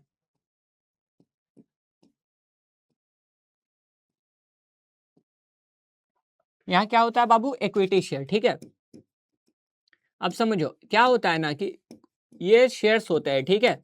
कुछ लोगों के पास, जिनके पास प्रेफरेंस शेयर्स हैं, इन लोगों को लाभांश एकदम देना ही पड़ेगा, ठीक है। इन लोगों को लाभांश तो देना ही देना है, इनको लाभांश देना जरूरी है, ठीक है, इनके लिए अनिवार्य है। इनको लाभांश मिलेगा मगर इनको वोट देने का अधिकार, ठीक है, इनको जो है ना कंपनी में वोट देने का अधिकार, ठीक है, इनको कंपनी में जो है लाला, इनको कंपनी में वोट देने का अधिकार नहीं होता है, ये जान लो, ठीक है। ये वोट नहीं दे सकते हैं मगर ये वोट दे सकते हैं, ठीक है। सर वोट देना किसके लिए है? वोट देना किसके लिए है? प्रधानमंत्री के लिए, मुख्यमंत्री नहीं। कंपनी में जो प्रबंधक सुने हो ना, जो संचालक होते हैं, बोर्ड ऑफ डायरेक्टर, प्रेसिडेंट, इन सब के लिए वोट देते हैं। कौन देते हैं? वो शेयर होल्डर ही देते हैं, ठीक है। वो कौन देते हैं? शेयर होल्डर देते हैं, ठीक है। तो देखो, अब प्रेफरेंस शेयर्स वोट नहीं दे सकते हैं, इसीलिए उनको लाभांश दिया जाता है। ये वोट दे सकते हैं तो इनको भी लाभांश मिलता है, इनको लाभांश मिलता है, लेकिन कोई गारंटी नहीं है कि कंपनी उनको पक्का पक्का लाभांश देगी, ठीक है। हो सकता है कंपनी ना भी दे, तो इनके लिए ऐच्छिक है और इनको पता होता है कि शायद हमें लाभांश नहीं भी मिलेगा, ठीक है। तो कंपनी के लिए जो है लाभांश देना पूर्ण रूप से ऐच्छिक किसके लिए है? समता अंश के लिए, ठीक है। हो सके तो समता अंश वाले, समता अंश धारकों को, इक्विटी शेयर होल्डर को डिविडेंड ना भी मिले, लेकिन इनको डिविडेंड मिलता ही मिलता है, ठीक है। तो अगर कभी एमसीक्यू बना कि लाभांश देना अनिवार्य है या ऐच्छिक है, तो वहां पर अगर ऑप्शन रहा, ठीक है, क्योंकि कुछ भी नहीं बोला है, जब कुछ नहीं बोलता तो हम लोग समता अंश मानते हैं, ठीक है। तो लाभांश देना समता अंश पर बिल्कुल ऐच्छिक होता है, ठीक है, अनिवार्य नहीं है ना आवश्यक है, ठीक है। तो बिल्कुल ऐच्छिक है, कंपनी के ऊपर है, ठीक। पूर्वाधिकार अंश में क्या हो जाता है? तो सर पूछेगा लाभांश, पूर्वाधिकार अंश पे लाभांश देना अनिवार्य है, ठीक है ना। तो देखो वही चीज है, तो कितना देना है और कितना नहीं देना है वो चीज यहाँ पे डिसीजन लिया जाता है, ठीक है। अब पढ़ोगे तो इजिली हो जाएगा। क्या बोल रहा है? लाभांश क्या है? लाभ का वह भाग है जो अंश धारकों को वितरित किया जाता है, ठीक है। लाभांश नीति क्या करता है? शुद्ध आय को अनुकूल तरीके से विभाजित करना है, जिसमें लाभांश का भुगतान और अंश धारकों की संपदा बढ़ाने के लिए आय का पूरा निवेश शामिल है, ठीक है। इसमें मुख्य निर्णय शामिल है। मुख्य निर्णय क्या है? तो वही है, ठीक है, कि संस्था में पुनर्निवेश के लिए कितनी आय को प्रतिधारित रखा जाना चाहिए। मतलब संस्था में देखो, जाहिर सी बात है, सारा पैसा नहीं बांटेंगे ना, तो कुछ पैसा अपनी कंपनी में रखना होगा, तो कितना पैसा रखना है और कितना अंश धारकों को लाभांश के रूप में कितनी आय वितरित की जानी चाहिए। ठीक है, समझ में आई मेरी बात? जो मैं कह रहा था कि कितना पैसा देना है और कितना पैसा रखना है, वो लाभांश निर्णय में देखा जाता है। ठीक है, तो वही यहाँ पे मेरी बात है। अब देखो कि लाभांश निर्णय को प्रभावित करने वाले कारक, तो यहाँ पर यही डिसाइड करना है, ये ऐसे कारक है जो आपको ये बताने में, निर्णय लेने में मदद करेंगे कि लाभांश देना है या नहीं देना है। तो सबसे पहले आता है आय, है ना। अगर देखो कंपनी अच्छा खासा प्रॉफिट कमा रही, कंपनी ठीक ठाक निरंतर रूप से कमा रही है, तो लाभांश देने में कोई बुराई नहीं है, तब तुम लाभांश दो। लेकिन अगर कंपनी कमा ही नहीं पा रही है तो कहां से? क्योंकि नाम क्या है? लाभांश। लाभांश हमेशा लाभ से ही दिए जाते हैं, लॉस, हानि से नहीं। ठीक है ना। तो लाभांश, अगर कंपनी लाभ ही नहीं कमाएगी तो लाभांश देगी कहां से? ठीक है, तो देखो लाभांश का क्या भुगतान वर्तमान व संचित लाभों से किया जाता है, अतः लाभों की कुल राशि जितनी अधिक होगी उतना ही अधिक लाभांश दिया जा सकता है। ठीक है, लाभांश की स्थिरता। अब तुम सोचो कि मान लो कंपनी तुमको पीछे कंपनी ने, ठीक है, मान के चलो कि एक कंपनी है जो 2020 में लाभांश दिया, 2021 में नहीं दिया, ठीक है, 2022 में दिया। ठीक है, देखो मान लो एक कंपनी ऐसी है जिसने 2020 में लाभांश दिया, ठीक है, फिर 2021 में लाभांश नहीं दिया, ठीक, फिर 2022 में लाभांश नहीं दिया, फिर 2023 में लाभांश दिया और बहुत सारा लाभांश दिया, ठीक है, और 2024 में कोई लाभांश नहीं दिया, फिर 2025 में कोई लाभांश नहीं दिया। ठीक है, समझना समझना समझना है मेरी बात को। ठीक है, जैसे कि देखो यहाँ पर लाभांश मिला, ठीक है, लाभांश नहीं मिला, नहीं मिला, नहीं मिला, ठीक है, या यहाँ रख दो, मिला और बहुत ज्यादा लाभांश मिला, इसलिए मैंने घेर दिया। ठीक है, फिर लाभांश नहीं मिला और लाभांश नहीं मिला। ठीक है, अब समझना, अब यहाँ पर क्या है कि ठीक है, लाभांश मिल रहा है, मिल रहा है, मिल रहा है, मिल रहा है, मिल रहा है, मिल रहा है, और हर साल मिल रहा है। देखो बहुत ज्यादा लाभांश नहीं दिया जा रहा, लेकिन हर साल दिया जा रहा है। ठीक है, तो तुम सोचो तुम क्या चाहोगे? एक अंशधारक क्या चाहेगा कि मुझे हर साल लाभांश मिले कि एक ही बार मिले लेकिन बहुत ज्यादा मिले? तुम बोलोगे सर थोड़ा थोड़ा ही मिले लेकिन मिलता रहे, है ना। तो तुम क्या बोलोगे कि हमें निरंतर रूप से लाभांश चाहिए। ठीक है, तो लाभांश की स्थिरता रहे, तो कंपनी थोड़ा ही लाभांश दे लेकिन दे। तो इसीलिए कंपनी ये सोचती है कि हम लोग एक ही बार में ज्यादा लाभांश दिया कंटिन्यू दें। तो कंपनी सोचती है कि देखो अगर लाभांश स्थिर रूप से मिलेगा तो उन लोग को ज्यादा अच्छा लगेगा जिनके पास शेयर्स है। ठीक है, तो हम थोड़ा ही देंगे लेकिन हर साल या फिर हर 6 महीने पे लाभांश देते रहेंगे। ठीक है, क्लियरली ये बोलता है, बात खत्म। ठीक है, तो देखो क्या बोल रहा है मेरे दोस्त, प्रत्येक कंपनी अपनी प्रति अंश लाभांश को स्थिर रखने की नीति को अपनाती है, जिसका अभिप्राय लाभांश को किसी भी स्थिति में कम ना होने देने से यह निवेशकों के मन अनिश्चितता का समाधान करता है। ठीक है, अब देखो पता है तुमको, कुछ लोग पैसा बस इसीलिए लगाते हैं ना कंपनी में, ठीक है, जो बूढ़े लोग होते हैं ना, जैसे जो बुजुर्ग लोग होते हैं, तो वो कंपनी में पैसा लगाते ही लाभांश कमाने के लिए है केवल, समझ रहे हो। अगर वो बस इसलिए लगाते कि हम लाभांश से हमें पैसा मिलेगा, तो सोचो अगर कंपनी ऐसे लोगों को लाभांश नहीं देगी तो कितना दिक्कत है उनके लिए, है कि नहीं। तो वही चीज है। अब आता है तीसरा, आय की स्थिरता। तो तुम ही सोचो, कंपनी को निरंतर रूप से लाभांश देने के लिए निरंतर रूप से आय भी तो कमाना होगा। अगर नहीं कमाएंगे, मान लो 2020 में प्रॉफिट किया, 21 में लॉस हो गया, 22 में लॉस हो गया, फिर 23 में, तो ऐसे लाभांश देना सही नहीं है। आय स्थिर होगा तभी लाभांश भी स्थिर हो पाएगा। ठीक है, तो एक कंपनी जिसकी आय स्थिर होती है वह अधिक लाभांश घोषित करने की स्थिति में होती है। ठीक है, और इसके विलोमता, मतलब कि जो अधिक नहीं कमा रही वो लाभांश कहां से देगी? पूंजी बाजार तक पहुंच। देखो यदि कंपनी के पास पूंजी बाजार की आसान पहुंच है तो वह अपनी वृद्धि को वित्त करने के लिए प्रतिधारित आय पर कम निर्भर रह सकती है, तथा पूंजी बाजार में अनुकूल परिस्थितियों के कारण वह एक उदार लाभांश नीति का पालन कर सकती है। मतलब स्टॉक मार्केट तक अगर कोई कंपनी जा सकती है तो वो शेयर से ही पैसे उठाएगी, है ना, शेयर्स दे देगी, पैसे उठा लेगी और वैसे में लाभांश देती रहेगी। ठीक है, रोकड़ प्रवाह स्थिति। तो देखो अब क्या होता है समझना, लाभांश कहां से कंपनी किससे दे रही है? प्रॉफिट से। प्रॉफिट कंपनी कहां रखती है? अपने बैंक अकाउंट में। अब वहां से अब लाभांश दिया जा रहा, तो बैंक से होता है ना जो कैश कम हो रहा, बैंक का बैलेंस कम हो रहा।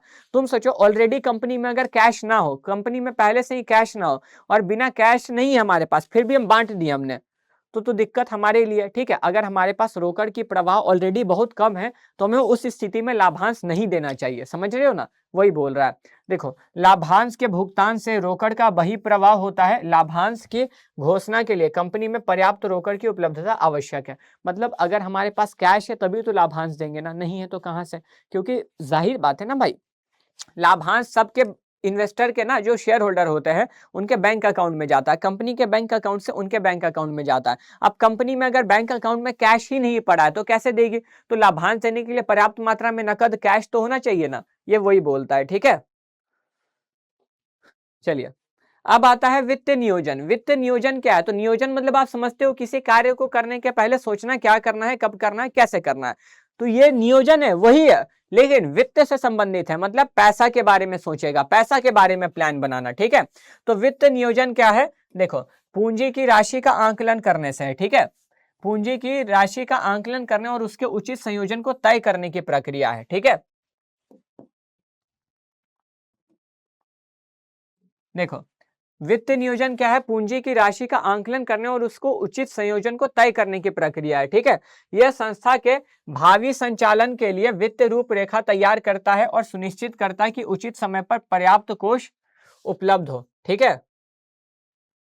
बिना वित्त योजना के कंपनियों को कोषों की अधिकता या कमी जैसे समस्याएं हो सकती हैं, ठीक है। मतलब कि ये देखो, वित्त नियोजन ना, इसमें बेसिकली क्या होता है मैं तुमको बताता हूँ। वित्तीय प्रबंधक ऐसे प्लान बनाता है, बस वित्तीय प्रबंधक इस टाइम पर ये चाहता है कि कंपनी में सही टाइम पर कैश हो, ठीक है। मतलब सही टाइम पर कैश हो, मतलब जैसे देखो, जब हमें लोन देना हो तो हमारे पास कैश हो, जब हमें कहीं निवेश करना हो तो हमारे पास कैश हो। मतलब कि ये वित्तीय नियोजन आपको इसलिए तैयार किया, आप इसलिए तैयार करते हो कि हमारे पास पर्याप्त समय में पर्याप्त मात्रा में नकद उपलब्ध हो, ठीक है, बेसिकली।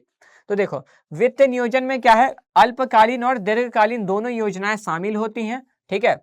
अल्पकालीन योजना में क्या होता है, बजट बनाना शामिल है, जबकि दीर्घकालीन नियोजन में दीर्घकालीन विकास और निवेश की योजनाएं तैयार की जाती है, ठीक है। आमतौर पर वित्तीय नियोजन क्या है, वित्तीय नियोजन 3 से 5 वर्षों के लिए किया जाता है, ठीक है, और 1 वर्ष या उससे कम अवधि की योजनाओं को बजट कहा जाता है। क्लियर है? यानी कि फाइनेंशियल प्लानिंग का सीधा मतलब है कि पैसों से लेके प्लानिंग करना, ठीक है। पैसों के बारे में प्लानिंग करना, वित्त के बारे में योजना बनाना, कि हम इसलिए योजना बना रहे हैं कि हमारे पास जब भी हमें वित्त की जरूरत लगे, हमारे पास उस टाइम पे वित्त उपलब्ध हो, ठीक है। अब देखो, वित्त नियोजन का महत्व अथवा आवश्यक अथवा भूमिका, मतलब कि वित्त नियोजन करना जरूरी क्यों, तो यहाँ पे आपको बेसिकली समझ आ जाएगा कि हम लोग ये करते ही क्यों है, ठीक है। तो संगठित नियोजन का एक अभिन्न अंग है। अब देखो, जाहिर सी बात है, प्रबंध में नियोजन करते हैं तो प्रबंध का तो भाग है ना भाई, तो यहाँ भी करना पड़ेगा, ठीक है, वही चीज है। दूसरा, कोषों के अधिक या कमी की समस्याओं को दूर करता है, मतलब ये ऐसी समस्या को दूर करता है, ये मैंने क्या बोला, ये आपको तैयार करेगा कि पर्याप्त समय में कंपनी के पास पर्याप्त कैश हो, ठीक है, पर्याप्त समय में कंपनी के पास पर्याप्त रूप में कैश हो, ठीक है। तो वित्त नियोजन में कोषों की वर्तमान एवं, क्या बोल रहा, पढ़ो, वित्तीय नियोजन में कोषों की वर्तमान एवं भावी आवश्यकताओं का सटीक अनुमान शामिल है, ठीक है। चलिए आगे बढ़ते हैं। देखिए, तो क्या है उसके बाद, वित्तीय नियोजन में कोषों की वर्तमान एवं भावी आवश्यकताओं का सटीक अनुमान शामिल है, अतः यह कोषों के अधिक या कमी की समस्याओं पर काबू पाने में कंपनियों की मदद करता है, ठीक है। नेक्स्ट पॉइंट बढ़ते हैं। यह वित्तीय नियंत्रण में मदद करता है। वित्तीय नियंत्रण का मतलब मेरे दोस्त, वित्तीय नियंत्रण का मतलब सीधा है कि आपको पैसा कंट्रोल करने में मदद करता है। यहाँ पे योजना बनाई जाती है, कहाँ कितना लगाना है, कितना लेके आना है, ठीक है, सारी योजना करी जाती है। तो हम कहीं पर अधिक व्यय नहीं करेंगे, हम कहीं से ज्यादा लागत में पैसे लेके नहीं आएंगे, ठीक है, वही है। वित्तीय नियोजन के अंतर्गत वित्तीय निष्पादन के मानक निर्धारित किए जाते हैं। वास्तविक निष्पादन की निर्धारित मानकों के साथ तुलना की जाती है। यह सुधारात्मक कार्रवाई करने के लिए विचलनों के कारणों का पहचान करने में मदद करता है। अतः वित्त नियोजन समस्त वित्तीय गतिविधियों को नियंत्रण में रखने में मदद करता है, ठीक है। फिर आता है वही समन्वय की सुविधा प्रदान करना, जो कि मैंने ऑटोमेटिक ऑलरेडी आपको बता दिया कि भाई सभी को पैसों की जरूरत पड़ती है, सारे विभाग में पैसे चाहिए, तो किसको कितना पैसा चाहिए इस बारे में वित्तीय प्रबंधक सोचता है, योजना बनाता है और उस हिसाब से सबको आवंटन करता है, बांटता है, ठीक है ना, ये चीज। नेक्स्ट पॉइंट पे आप आते हो, नेक्स्ट पॉइंट पे आप आते हो, ठीक है। अब आता है निवेश एवं वित्तीय निर्णयों के बीच कड़ी। तो देखो क्या है, निवेश एवं वित्तीय निर्णय के बीच में कड़ी है ना, मतलब कि कहाँ पे कितना पैसा लगाना है, ठीक है, और कहाँ से पैसे लेके आना है, उसके बीच में हम सोचेंगे तभी तो ये काम होगा। समझ में आ रहा है? मतलब पैसे लगाने हैं, लेकिन अभी पैसा लेके आएंगे तब तो पैसा लगाएंगे, बिना पैसा लेके आए पैसा कैसे लगाएंगे? अब हमारे पास पैसे नहीं है और सोच रहे हम ना बैंक अकाउंट में पैसा डालेंगे। Very good. अब पैसा कहाँ है? तो उसके लिए वही बोला, ये कड़ी है, जोड़ता है। वित्त नियोजन हमें ये पता करने में मदद करता है कि भाई कहाँ से पैसे लेके आने हैं, कितने लेके आने और कितने कहाँ लगाने हैं, ठीक है ना? तो वही बोला, देखो वित्त नियोजन यह निर्धारित करने में मदद करता है कि आवश्यक कोषों को कहाँ से उपलब्ध कराया जाएगा और प्राप्त कोषों का निवेश कहाँ किया जाएगा। यह अंश पूंजी और ऋण पूंजी को इस तरह से मिश्रित करता है कि पूंजी की लागत न्यूनतम हो जाती है, ठीक है। और संतुलन बनाए रखने में मदद करता है, क्योंकि यहाँ योजना बनाई जा रही है तो इस योजना में पूरा ये देखा जाता है कि कहीं पर भी लोन ज्यादा ना हो, है ना, मतलब कुछ भी ज्यादा ना हो, खराब ना हो, संतुलित रहे, बैलेंस रहेगा तो सब कुछ सही से चलेगा, ठीक है। तो यहाँ वही कह रहा, देखो वित्तीय नियोजन वित्तीय प्रबंधकों को वित्त योजना के अनुरूप कोषों के उपयोग को नियंत्रित करने में मदद करता है। स्थायी पूंजी एवं कार्यशील पूंजी के बीच एक उचित संतुलन बनाए रखा जाता है, ठीक है। अब देखो आगे बढ़ते हैं, ठीक है। अब वित्त नियोजन की विशेषता, तो ये वही विशेषता है जो योजना नियोजन की थी। तो वित्त नियोजन इतना सरल होना चाहिए, इतना आसान होना चाहिए जो लोगों को आसानी से समझ में आ जाए, ऐसा नहीं कि बहुत मुश्किल है, ठीक है। लोगों को पता होना चाहिए, जो प्रबंधक है और अन्य प्रबंधक हैं, वित्त प्रबंधक को छोड़ के जो विभागीय प्रबंधक है उनको पता होना चाहिए मुझे कहाँ कितना पैसा खर्च करना है, और ये तभी समझ आएगा जब योजना आसान होगी, ठीक है। तो देखो एक शुद्ध वित्त नियोजन को सरल वित्तीय संरचना प्रदान करनी चाहिए जिसमें कोई जटिलता ना हो और आसानी से प्रबंधित किया जा सके। एक सरल वित्त योजना को आसानी से समझा व कार्यान्वित किया जा सकता है, ठीक है। लचीलापन, वित्त नियोजन को कठोर नहीं होना चाहिए, आवश्यकता के अनुसार समायोजन के लिए प्राप्त गुंज, मतलब सीधी बात वही कि समय अनुसार, है ना, जैसी जैसी आवश्यकता लगे उस हिसाब से उतना पैसा लगा देने का, ठीक है। भविष्य में बदलती परिस्थितियों से निपटने के लिए लोचदार वित्तीय नियोजन मतलब विलंब के साथ अपनाया जा सकता है। यानी कि बेसिकली ये आपको ये कहना चाह रहा है, देखो लचीलापन का मतलब क्या होता है? लोच मतलब कि परिस्थिति के अनुसार बदल जाना, है ना। तो योजना ऐसी होनी चाहिए जो परिस्थिति अनुसार बदल जाए, ठीक है। तीसरा आता है दूरदर्शिता। अब देखो दूरदर्शिता का मतलब दूर के बारे में देखना, दूर के बारे में सोचना। तो हम लोग योजना बनाते ही है दूर के लिए, ठीक है। यहाँ पे हम लोग क्या देखते हैं कि हमें भविष्य में कितने पैसों की जरूरत पड़ेगी, हम कितना कमाना चाहते हैं, तो ये सब दूरदर्शी होता है, ठीक है। वित्त नियोजन में दूरदर्शिता से तात्पर्य वर्तमान के साथ साथ भविष्य के लिए प्रबंध द्वारा वित्तीय आवश्यकताओं पर विचार करना। वित्त नियोजन संचालनों के कार्य क्षेत्र की योजना बनाने में दूरदर्शिता का उपयोग करता है और पूंजी की आवश्यकता का यथासंभव सटीक अनुमान लगाता है, ठीक है। फिर आता है कोषों का सर्वोत्कृष्ट उपयोग। अब क्योंकि यहाँ पर हम योजना ही बना रहे हैं वित्त से संबंधित, है ना, अब क्योंकि यहाँ पर हम योजना ही बना रहे हैं मेरे दोस्त वित्त से संबंधित, ठीक है। तो वित्त से संबंधित अगर योजना बना रहे हैं तो भाई हम ये यहाँ पे ना मेक श्योर करते हैं कि हम जो पैसा लेके आ रहे हैं उसका हम सही इस्तेमाल करें, ठीक है। मतलब जहां से भी हम पैसे लेके आ रहे हैं, अगर हम कहीं से 12% ब्याज पे पैसा लोन पे लेके आ रहे हैं तो हम उसको ऐसी जगह लगाएंगे कि हम वहां से 20% कमाएं, तो 12% दे भी दें और 8% से अपना बिजनेस भी चला लें, ठीक है। तो वही बोल रहा, देखो वित्त नियोजन को पूंजी के निरर्थक प्रयोग को रोकना चाहिए। उद्यम की अर्जन क्षमता का निर्माण करने के लिए कोषों का उचित उपयोग सुनिश्चित करना चाहिए। वित्त नियोजन के अंतर्गत पूंजी न केवल पर्याप्त होनी चाहिए अपितु उसे उत्पादक रूप से उपयोग किया जाना चाहिए। स्थायी पूंजी और कार्यशील पूंजी के बीच उचित संतुलन होना चाहिए, ठीक है। अब तुम सोचोगे सर स्थायी पूंजी क्या होता है और कार्यशील पूंजी, बताता हूँ सब, ठीक है, रुको ना थोड़ी देर में आएगा। लिक्विडिटी, तरलता, तरलता का सीधा मतलब है भाई वित्त नियोजन इतना अच्छा होना चाहिए कि जब भी हमें कैश की जरूरत पड़े तब हम कैश यूज कर सके, है ना। तरल होना चाहिए, क्योंकि देखो बिजनेस में कैश नहीं होगा तो तुम बिजनेस नहीं कर पाओगे। क्यों? क्योंकि देखो डेली डेली अब क्या होता है, दिन प्रतिदिन के खर्चों को पूरा कौन करके देगा? कैश, नकद, है ना। अगर तरल ही नहीं होगा, मान लो मेरे पास ऐसी चीज है जिसको बेचूंगा तो मुझे पता ही नहीं कब पैसे मिलेंगे, तो ये तो बड़ा दिक्कत वाला बात है ना। क्यों? अगर हमें पैसे नहीं मिलेंगे तो हम कच्चा माल कहाँ से लेके आएंगे? उत्पादन के लिए बनाएंगे कैसे, बेचेंगे कैसे, सैलरी कैसे देंगे? अपना जो कुछ लागत होता है, स्थायी लागत, फिक्स कॉस्ट पड़ा होगा इकोनॉमिक्स में, ये फिक्स कॉस्ट को कैसे पूरा करेंगे, है ना। तो इसीलिए उद्यम की दैनिक पूंजी जरूरतों को पूरा करने के लिए रोकड़ की आवश्यकता होती है। चालू संपत्तियों का एक उचित प्रतिशत तरल रोकड़ के रूप में रखा जाना चाहिए। आवश्यक रोकड़ की राशि संस्था के आकार, उसके संचालनों की प्रकृति, उसकी ऋण स्थिति और क्रय विक्रय की दर आदि से निर्धारित होती है, ठीक है। अब ये बोल रहा है देखो वित्तीय नियोजन और वित्तीय निर्णय में अंतर है ना, सॉरी वित्त, हाँ प्रबंध में अंतर, ठीक है। तो प्रबंध क्या है, प्रबंध मतलब पैसों का प्रबंध करना, नियोजन मतलब पैसों की प्लानिंग करना, ठीक है। पढ़ोगे तो तुमको क्लियर समझ में आएगा। देखो यह उद्यम के सुचारू कामकाज के लिए कोषों के कुशल अधिग्रहण और आवंटन को संबोधित करता है, ठीक है। कौन, वित्तीय प्रबंध। ये देखो वित्तीय नियोजन है तो आवश्यक पूंजी का आंकलन, कोषों के स्रोतों का निर्धारण और उपलब्ध कोषों के सर्वोत्तम उपयोग को संबोधित करता है, ठीक है। दूसरा आता है ये कार्य क्षेत्र में विस्तृत होता है, मतलब ये प्रबंध है, ठीक है। तो प्लानिंग ऑर्गेनाइजिंग सब कुछ करनी होती है, तो पैसों का पूरा प्रबंध करना इसी का काम है। वो तो केवल प्लानिंग कर रहा है, यहाँ पे तो सब देखा जाता है, कहाँ से लेके आना है, पैसा कहाँ लगाना है, कितना देना है, कितना रखना है, कहाँ निवेश करना है, तो यहाँ सब कुछ देखा जाता है। यहाँ केवल योजना बनाया जाता है, ठीक है। यहाँ क्या है दोस्त, यहाँ पे केवल योजना बनाई जाती है, ठीक। तो देखो यह कार्य क्षेत्र में सीमित है क्योंकि यह वित्तीय प्रबंध का एक भाग है, ठीक है। अब वित्तीय प्रबंध का उद्देश्य, इसका उद्देश्य लागतों व लाभों पर ध्यान केंद्रित करते हुए सर्वोत्तम निवेश और वित्तीय विकल्पों का चयन करना है, और इसका उद्देश्य संस्था में उचित समय पर पर्याप्त कोषों की उपलब्धता सुनिश्चित करना है। मतलब कि देखो वो इसलिए किया जाता है कि उचित समय पे हमें पैसे मिल जाए। यह है भाई कि हम सही जगह पैसे लगा सके, अगर हमारे पास सही जगह सही समय पे पैसे होंगे तो ही सही जगह पर पैसे लगा पाएंगे, ये इस चीज को श्योर करके देता है, ठीक है।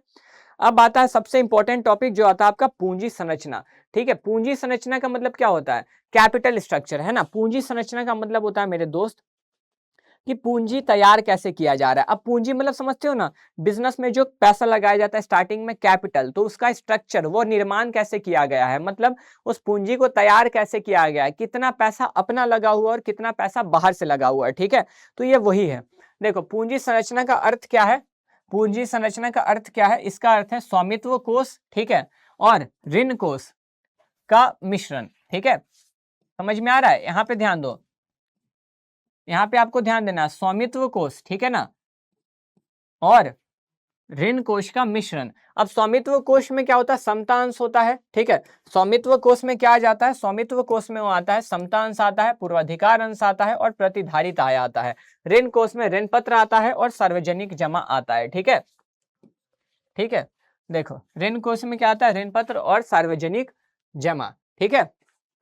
तो देखो अब क्या बोल रहा है, इसे ऋण और समता के अनुपात के रूप में व्यक्त किया जा सकता है। ऋण सस्ता होता है लेकिन अधिक जोखिम भरा है क्योंकि ब्याज और मूलधन की वापसी अनिवार्य होती है। समता कोष में ऐसी कोई बाध्यता नहीं होती, इसलिए इसे व्यवसाय के लिए जोखिम रहित माना जाता है। मतलब कि डेट जो है रिस्की है, जाहिर सी बात है। सस्ता है लेकिन सर सस्ता कैसे है सर, क्योंकि देखो डेट जब हम लोन लेके आते हैं ना तो हम इंटरेस्ट खर्चा दिखाते हैं, खर्चा दिखाते हैं तो टैक्स बचाने में मदद होता है, ठीक है। क्योंकि टैक्स किस पे लगता है, इनकम पे। अब हम दिखा देंगे भाई देखो ना ये तो मेरा ब्याज इतना देना पड़ रहा है, उतना तुम कमा ही नहीं पा रहे हो, मेरा खर्चा ही है, तुमको सरकार को कहाँ से टैक्स दे, तो टैक्स बच जाता है। इसलिए बोला सस्ता होता है लेकिन रिस्की होता है। कमाओ ना कमाओ पैसा तो लौटाना है ना, जहां से लेके आ रहे हो, तो वही चीज समझ में आया। पूंजी संरचना का मतलब क्या है मेरे दोस्त, पूंजी संरचना का मतलब है कि पूंजी को तैयार कैसे किया गया है, ठीक है ना। कितना पैसा उसमें ऋण का लगा हुआ, डेट लगा हुआ और कितना पैसा इक्विटी लगा है। अब ये पता कैसे चलेगा, इसके लिए एक फॉर्मूला आता है डेट इक्विटी रेशियो, ठीक है। इसके लिए फॉर्मूला आता है डेट इक्विटी रेशियो, ऋण समता अनुपात, ठीक है।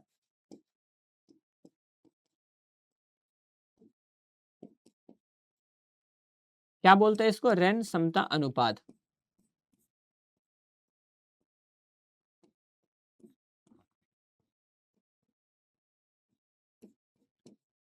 ये पता ऐसे लगता है, ठीक है, इसका फॉर्मूला होता है। यहाँ पे आपको पता करना होगा किसी कंपनी के ऊपर कुल ऋण कितना है और उसकी कुल क्षमता, कुल shares, total number of shares कितने हैं, ठीक है। अब मैंने आपको क्या बोला, ये पता कैसे चलेगा, ठीक है। तो पता करना होगा, सबसे ऊपर हम लोग डेट जान लेंगे, कंपनी के ऊपर कर्जा कितना है, ठीक है, यानी कि कंपनी का ऋण कितना है और कंपनी की इक्विटी कितनी है, कंपनी की क्षमता कितनी है, ऐसे पता लग जाएगा, ठीक है। सर कैसे पता लगेगा सर, बताओ ना। चलो एक एग्जांपल देता हूँ, ठीक है। मान के चलो किसी कंपनी के ऊपर जो है, ठीक है, किसी कंपनी के ऊपर जो है 1 लाख का कर्जा है, ठीक है। किसी कंपनी के ऊपर जो है 1 लाख रुपए का कर्जा है, डन। और उसने अपना पैसा जो लगा रखा है वो 4 लाख लगा रखा है, ठीक है। तो इसका अनुपात निकालोगे तो क्या बन रहा है, 1:4, यानी कि 1/4, है ना। अनुपात में रख दोगे तो 1 अनुपात 4 यानी कि 1:4। इसका मतलब कंपनी के ऊपर जो है 1 रुपया कर्जा है और 4 रुपया उसका अपना लगा हुआ है, ठीक है, हर एक शेयर पे। इसका मतलब क्या हुआ कि हर एक शेयर पे कंपनी ने 1 रुपया कर्जा ले रखा है और 4 रुपया अपना लगा रखा है। मतलब कल को अगर कंपनी का दिवालिया निकलता है तो हर 1 रुपए के ऊपर 4 रुपए हैं। मतलब ये 1 रुपए दूंगा, 1 रुपए कर्ज है, मुझे 1-1 रुपए हर शेयर पे देने होंगे, तो भी मेरे पास 3 रुपए बचेंगे, ठीक है ना। ये पता कैसे लगेगा, पूंजी संरचना कैसे किया गया है, तो डेट और इक्विटी से पता लग जाएगा कि कंपनी के ऊपर कितना ऋण है और कितना समता है। क्लियर, पता चला ना। ये हर एक शेयर पे, ठीक है, यहाँ पे ध्यान दो दोस्त, यहाँ क्या बोल रहा है कि हर एक शेयर पे 1 रुपया लगा हुआ है और 4 रुपया, ठीक है, 1 रुपया ऋण है और 1 रुपया समता है, यहाँ पे क्लियर यही बोलता है, ठीक है। अब आता है देखो, ये क्यों किया जाता है, ये इसलिए किया जाता है कि शुद्ध पूंजी संरचना ऐसी होनी चाहिए, उसका विशेषता बोल रहा है, ठीक है, कि एक शुद्ध पूंजी संरचना ऐसी होनी चाहिए जहां पे ज्यादा से ज्यादा लाभ कमा पाए, ठीक है। दूसरा, कम जोखिम। अब देखो, ऋण का उपयोग कंपनी, यहाँ पर ध्यान देना, ठीक है, कि ऋण का उपयोग कंपनी और अंशधारकों के लिए जोखिम बढ़ाता है, अतः विभिन्न प्रकार के स्वामित्व और ऋण वाली प्रतिभूतियों के बीच संतुलन होना चाहिए। मतलब अगर बहुत ज्यादा ऋण ले लोगे, बहुत ज्यादा लोन ले लोगे, तो चुकाओगे कैसे, ये भी तो सोचना पड़ेगा ना, ठीक है। फिर आता है लचीलापन। अब देखो, कंपनी को बदलती परिस्थितियों के आधार पर पूंजी संरचना में ऋण एवं समता के अनुपात को बदलने में सक्षम होना चाहिए। मतलब मान के चलो, कंपनी अगर कभी बहुत ज्यादा लॉस में है तो कंपनी को ध्यान रखना होगा कि अगर हम बहुत ज्यादा लॉस में कुछ सालों से, तो हमें ऋण से पैसे नहीं उठाना है, मतलब लोन नहीं लेना है, क्योंकि चुका ही नहीं पाएंगे, प्रॉफिट हो ही नहीं रहा है, कहां से चुकाएंगे, ठीक है। ये चीज क्षमता, तो कंपनी के पास स्थायी अवधिक शुल्क और मूल राशि की किस्तों को भुगतान करने की क्षमता होनी चाहिए। कंपनी का ऋण उसकी क्षमता से अधिक नहीं होना चाहिए। मतलब देखो, कंपनी का के पास जो है, ठीक है, मूल राशि मतलब कितना टोटल पैसा, देखो मान लो अब तुमने 1 लाख रुपए लोन उठाए, ठीक है, तुमने 1 लाख रुपए लोन उठाए 12% के या 10% के इंटरेस्ट पर, तो भाई ये ब्याज तो देना ही है, मूल राशि भी तो दोगे ना। मतलब कंपनी के पास इस ब्याज को चुकाने का भी पैसा होना चाहिए और इस मूल राशि को चुकाने का भी पैसा होना चाहिए, ठीक है। ये क्लियर, ये बोल रहा है कि कंपनी की उतनी क्षमता होनी चाहिए कि अगर लोन लिया तो वो लोन चुका सके, ऐसा नहीं कि लोन लेके वो चुका ही ना पाए, ठीक है। फिर आता है आपका क्या दोस्त, नियंत्रण। नियंत्रण का मतलब होता है कि देखो, क्या होता है ना कि कई बार समता पूंजी से अगर पैसे उठाओगे तो नियंत्रण खो दोगे। क्यों? क्योंकि बहुत लोगों के हाथ में शेयर्स जाएगा, तो मालिकाना हक उनके हाथ में गया है ना। तो अगर आपको नियंत्रण से फर्क पड़ता है तो भाई मत दो समता अंश से, ठीक है।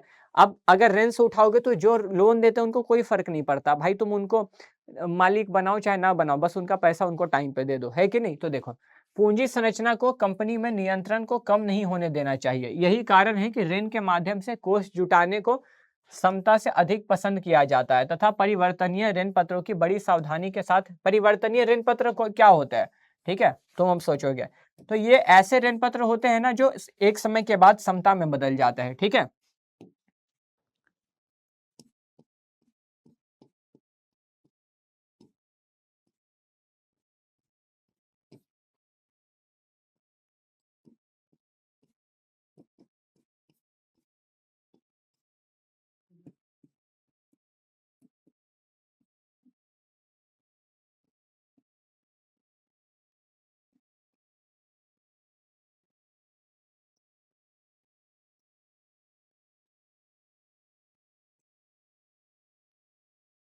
ठीक है, समझ में आया। चलिए, अब आता है सबसे पहला आपका वित्तीय उत्तोलक अथवा समता पर व्यापार। तो देखो, ये इसको बोलते हैं फाइनेंशियल लेवरेज और ट्रेडिंग ऑन इक्विटी, ठीक है। मतलब कि ये बोलता है ना कि देखो, जो कंपनी में पूरी पूंजी लगी हुई है, ठीक है, उसमें यह ध्यान रखना है कि जब जब हम ऋण लेके आएंगे तब ऋण बढ़ाते के साथ साथ हमारा प्रॉफिट बढ़ना चाहिए। मतलब हर शेयर पे हमारी कमाई बढ़नी चाहिए। देखो, अगर हम लोन लेके आ रहे हैं, ठीक है, तो लोन लेके आ रहे ठीक है, लेकिन लोन लेके आने का फायदा तभी होगा जब हम उस लोन का अच्छे से इस्तेमाल करके प्रति अंश लाभ कमाएंगे। मतलब हर एक शेयर पे प्रॉफिट कमाएंगे, ठीक है। तो देखो क्या बोला, समग्र पूंजी में, देखो समग्र पूंजी में ऋण का अनुपात वित्तीय उत्तोलक कहलाता है। सस्ते ऋण के अधिक उपयोग से कोष प्राप्ति की लागत कम होती है, लेकिन अधिक ऋण लेना जोखिम भरा होता है, ठीक है। समता पर ब्याज जैसी स्थायी वित्तीय लागत न होने के कारण अंशधारकों के लाभ में वृद्धि को समता संबोधित करती है। यदि ऋण कोषों से अर्जित संपत्तियां ऋण की लागत से अधिक प्रत्याय देती है तो समता अंशधारकों के लिए उपलब्ध लाभ या प्रति अंश आय बढ़ जाएगा। मतलब देखो क्या बोल रहा है, इसका कहने का मतलब सीधा है, ठीक है। कि अगर हम लोन से पैसा लेके तो आ रहे हैं, ठीक है। इसका कहने का मतलब क्या है, इसका कहने का मतलब सीधा यहाँ पर यह है कि हम लोन से जो पैसा लेके आ रहे हैं, ठीक है, हम जो भी पैसा हम यहाँ पे लोन से लेके आ रहे हैं ना, ठीक है, क्लियर, वो उससे हम अपना ईपीएस ज्यादा कमा पाए, ठीक है। मतलब जैसे मान के चलो, मैं तुमको बताता हूँ, ठीक है। अब लोन पे जो हम पैसा लेके आए उस पे 10% का हमें ब्याज देना पड़ रहा है और 12-15% हम उसी पैसे से कमा रहे हैं, तो ये तो अच्छी बात है ना, है कि नहीं, ये तो अच्छी बात है ना। सोचो ना एक बार, समता पर व्यापार का मतलब होता है कि जो हम लोन लेके आ रहे हैं, ठीक है, उस पे हम अपना प्रति अंश लाभ ज्यादा कमा पाए, ठीक है। अब अगर तुम 10% के लो इंटरेस्ट पे पैसा लेके आ रहे हो और 10% के इंटरेस्ट पे जो तुम लोन लेके आए हो उसका इस्तेमाल करके तुम 15% कमा रहे हो, तो तुम क्या करोगे, 5% इसमें से दे दोगे, है ना। 5% मतलब सॉरी, तुम क्या करोगे, तुम 10% चुका दोगे और 5% फिर भी तुम अपने पास घर ले जा सकते हो, है कि नहीं। तो ये तो अच्छी बात है। तो अगर तुम ऋण पर लगी लागत से ज्यादा कमा लेते हो, ठीक है, तो उसको बोलते हैं वित्तीय उत्तोलक, ठीक है। मतलब देखो ROI अगर, ठीक है, ROI अगर तुम्हारे समता पर लगी लागत से ज्यादा है, मतलब निवेश पर प्रतिफल, जो पैसा लगाया है, ठीक है, जो पैसा हमने लगाया है उस पर हम अच्छा खासा पैसा कमा रहे हैं, यानी कि उसकी ब्याज से ज्यादा पैसा कमा रहे हैं, तो जाहिर सी बात है भाई, वो हमारे लिए क्या है, वो हमारे लिए क्या है, फेवरेबल फाइनेंशियल लिवरेज है, ठीक है ना। उसको क्या बोलते हैं, फेवरेबल फाइनेंशियल लिवरेज बोलते हैं, ठीक है। समझ में आई मेरी बात। यानी कि क्या, अगर देखो, यदि ऋण कोषों से अर्जित संपत्तियां ऋण की लागत से अधिक प्रत्याय देती है, ऋण की लागत मतलब, ऋण का लागत मतलब क्या होता है, कॉस्ट ऑफ डेट, कि जो हम डेट उठा रहे हैं उस पर हमें कितनी लागत देनी पड़ रही है, यानी कि वो पैसा उठाने का कितना खर्चा लग रहा है। लोन लेके आते हैं तो उस पर खर्चा ब्याज ही तो जाता है ना। अब हम 10% ब्याज भर रहे हैं लेकिन हर शेयर पे हम 15% कमा रहे हैं, तो ये तो अच्छी बात है ना। सोचो एक बार, समझ में आ रही है ना बात। तो वही बोल रहा है, ठीक है। तो इससे क्या होता है कि कंपनी की प्रति अंश आय यानी कि अर्निंग पर शेयर बढ़ जाती है, यानी कि हर एक शेयर पे कमाई उसकी बढ़ जाती है। समझ में आ रही है मेरी बात, तुमको शायद से ना समझ आ रही हो, ठीक है। चलो मैं तुमको ना एक अच्छे एग्जाम्पल के साथ बताना चाहता हूँ, मैं तुमको एक अच्छे एग्जाम्पल के साथ बताना चाहता हूँ, ठीक है। आ जाओ आ जाओ आ जाओ आ जाओ आ जाओ आ जाओ, एक अच्छे एग्जाम्पल के साथ बताना चाहता हूँ, ठीक है। चलिए चलिए दोस्त, मान के चलो, ठीक है, मान के चलो क्या करना है, कैपिटल स्ट्रक्चर है ना, ट्रेडिंग ऑन इक्विटी समझा रहा हूं ना मैं। चलो एक एक एक एक एक क्या करेंगे हम लोग, रुक जाओ रुक जाओ रुक जाओ रुक जाओ, तुम्हें एक क्वेश्चन देता हूँ, ठीक है, उससे तुम्हें आसानी से समझ में आ जाएगा, ठीक है। एक क्वेश्चन से तुम्हें आसानी से समझ में आ जाएगा, ठीक है। चलिए दोस्त, अब यहाँ पर क्या करेंगे हम लोग, ये जो हम लोग समझ रहे हैं इससे तुम्हें बहुत आसानी से समझ आएगा, ध्यान रखना मेरी बात को, ठीक है। चलिए नेक्स्ट पॉइंट पे आते हैं। सेकंड पॉइंट अपना क्या है लाले, सेकंड पॉइंट अपना क्या है, ठीक है, सेकंड पॉइंट अपना क्या है, आ जाओ आ जाओ। सेकंड पॉइंट अपना बोलता है ब्याज आवरण अनुपात। ब्याज आवरण अनुपात का मतलब है कि अगर हम लोग लोन लेकर आ रहे हैं, ठीक है, अगर हम लोग लोन लेकर आ रहे हैं तो उस लोन की ब्याज की पूर्ति हम लोग कैसे कर रहे हैं, ठीक है। मतलब जैसे कि ये बताता है कि कंपनी की ईबीआईटी, ठीक है, यहाँ ध्यान दे लो, ईबीआईटी लाभ कर ब्याज पूर्व आय, ब्याज भुगतान की कितनी बार पूर्ति कर सकता है। लेट सपोज एग्जांपल भी दिया, मतलब हम लोग जो ब्याज लेके आ रहे हैं ना, देखो मान लो एक कंपनी ईबीआईटी 10 लाख है और उसे सालाना ब्याज इतना देना है, ठीक है। अब कंपनी की ब्याज कितना है, ब्याज व करों से पहले की आय इतनी है, ठीक है। मान लो कंपनी 10 लाख कमा रही है और उसको साल का ब्याज जो है 2,50,000 देना है, ठीक है। तो अगर इसको कट कुट कर दोगे तो क्या हो जाएगा सर, 4, यानी कि वो अपना ब्याज 4 बार पेमेंट कर सकती है ना। मतलब जो कंपनी जितना ब्याज लोन लेके आई है ना, उसको वो एक साल में 4 बार चुका सकती है, 4 बार, ये बताता है, ठीक है। मतलब जो कंपनी कितने बार एक साल में अपने ब्याज को चुका सकती है, क्लियर बात, ठीक है। थर्ड पॉइंट आपको क्या बोलता है लाले, थर्ड पॉइंट आपको बोलता है ऋण भुगतान अनुपात। ऋण भुगतान अनुपात का मतलब देखो, यह अनुपात दर्शाता है कि कंपनी अपने ऋण संबंधी देनदारियां का भुगतान करने में कितनी सक्षम है, मतलब कंपनी अपने लोन को कितने अच्छे से चुका पा रही है। समझ में आ रही है मेरी बात, यानी कि कंपनी ने जो लोन लिया है वो कितने अच्छे से उस लोन को चुका पा रही है, ठीक है। तो देखो यह कंपनी की रोकड़ प्रवाह स्थिति को स्पष्ट करता है। अनुपात जितना अधिक होगा ऋण चुकाने की क्षमता उतनी ही बेहतर मानी जाती है, ठीक है, मतलब कि ये जितना अच्छा अनुपात होगा, जैसे कि वो था ना कि कंपनी लोन लेके आई तो वो 1 साल में उसी लोन को 4 बार पेमेंट कर सकती है, क्योंकि 10 लाख कमा रही है, 2,50,000 उसको लोन देना है, तो वो 4 बार उसी लोन को दे सकती है। ठीक है, ये क्या है कि ऋण भुगतान की कंपनी अपने ऋण के भुगतान कितने अच्छे तरीके से कर सकती है। ठीक है, अब ये आता है निवेश की दर, निवेश पर प्रतिफल, मतलब मान के चलो हमने जो पैसे लगाए हैं, ठीक है, ये क्या है, वही चीज। अब मान लो कोई ये मैं तुमको एक एग्जांपल से बताता हूँ। ठीक है, मान लो मैंने किसी प्रोजेक्ट में जो है लगाया है कितना, मैंने किसी प्रोजेक्ट में मान लो 10 लाख लगाए हैं। ठीक है, और उस प्रोजेक्ट से मेरी कमाई, ठीक है, 50 लाख हो रही है, तो मैं 5 गुना कमा रहा, जीरो से जीरो सारा चला गया है ना, तो यानी कि 5 गुने 1, यानी कि मैं 1 रुपए पर, हर 1 रुपए पे 5 रुपया कमा रहा है ना।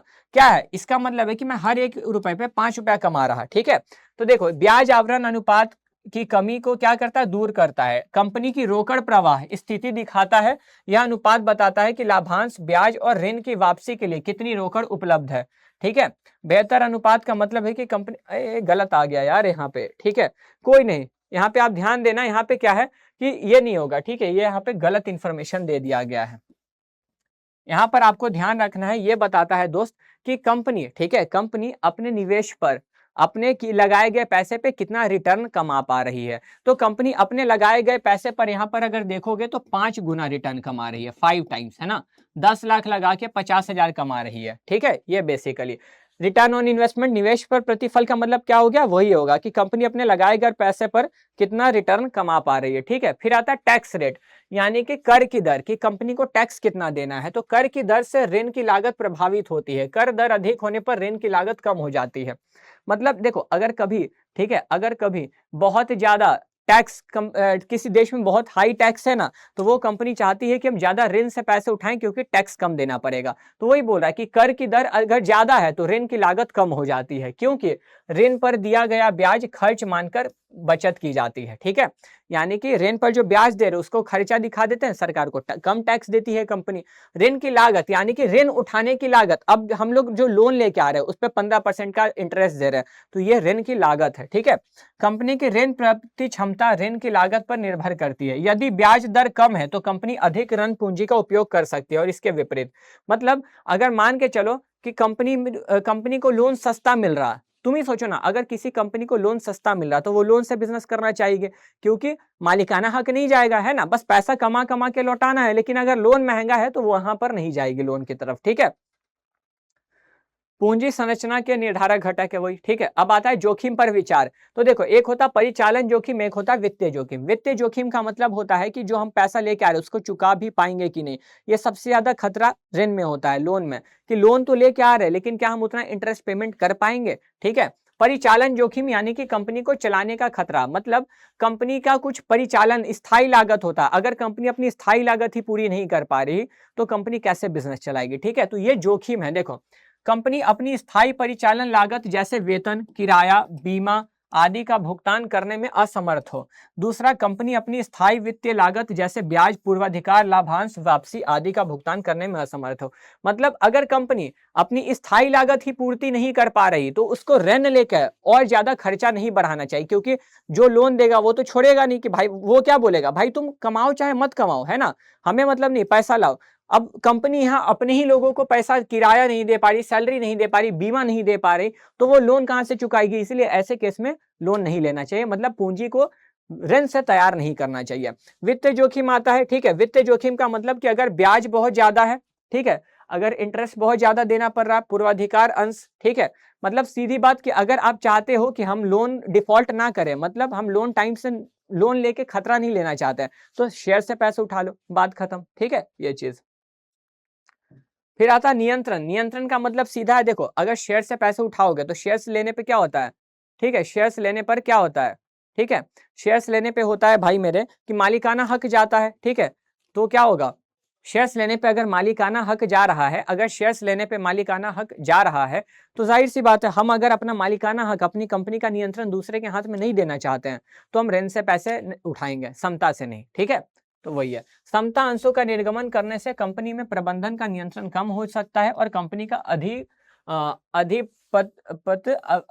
अति संवेदनशील हो जाता है। यदि निर्देशक अंश धारक नियंत्रण बनाए रखना चाहते हैं तो जनता को समता अंश से, ठीक है, देखो सीधी बात, अगर तुमको कंपनी में अपना कंट्रोल रखना है तो शेयर से पैसे मत उठाओ, क्योंकि शेयर्स देंगे, मालिकाना हक मेरा मिल जाएगा, दूसरे लोग भी मालिक बनेंगे, वो लोग भी कंपनी चलाएंगे। अगर मुझे अपनी कंपनी का नियंत्रण दूसरे के हाथ में नहीं देना तो सबसे अच्छा है ऋण से पैसे उठाओ, ठीक है।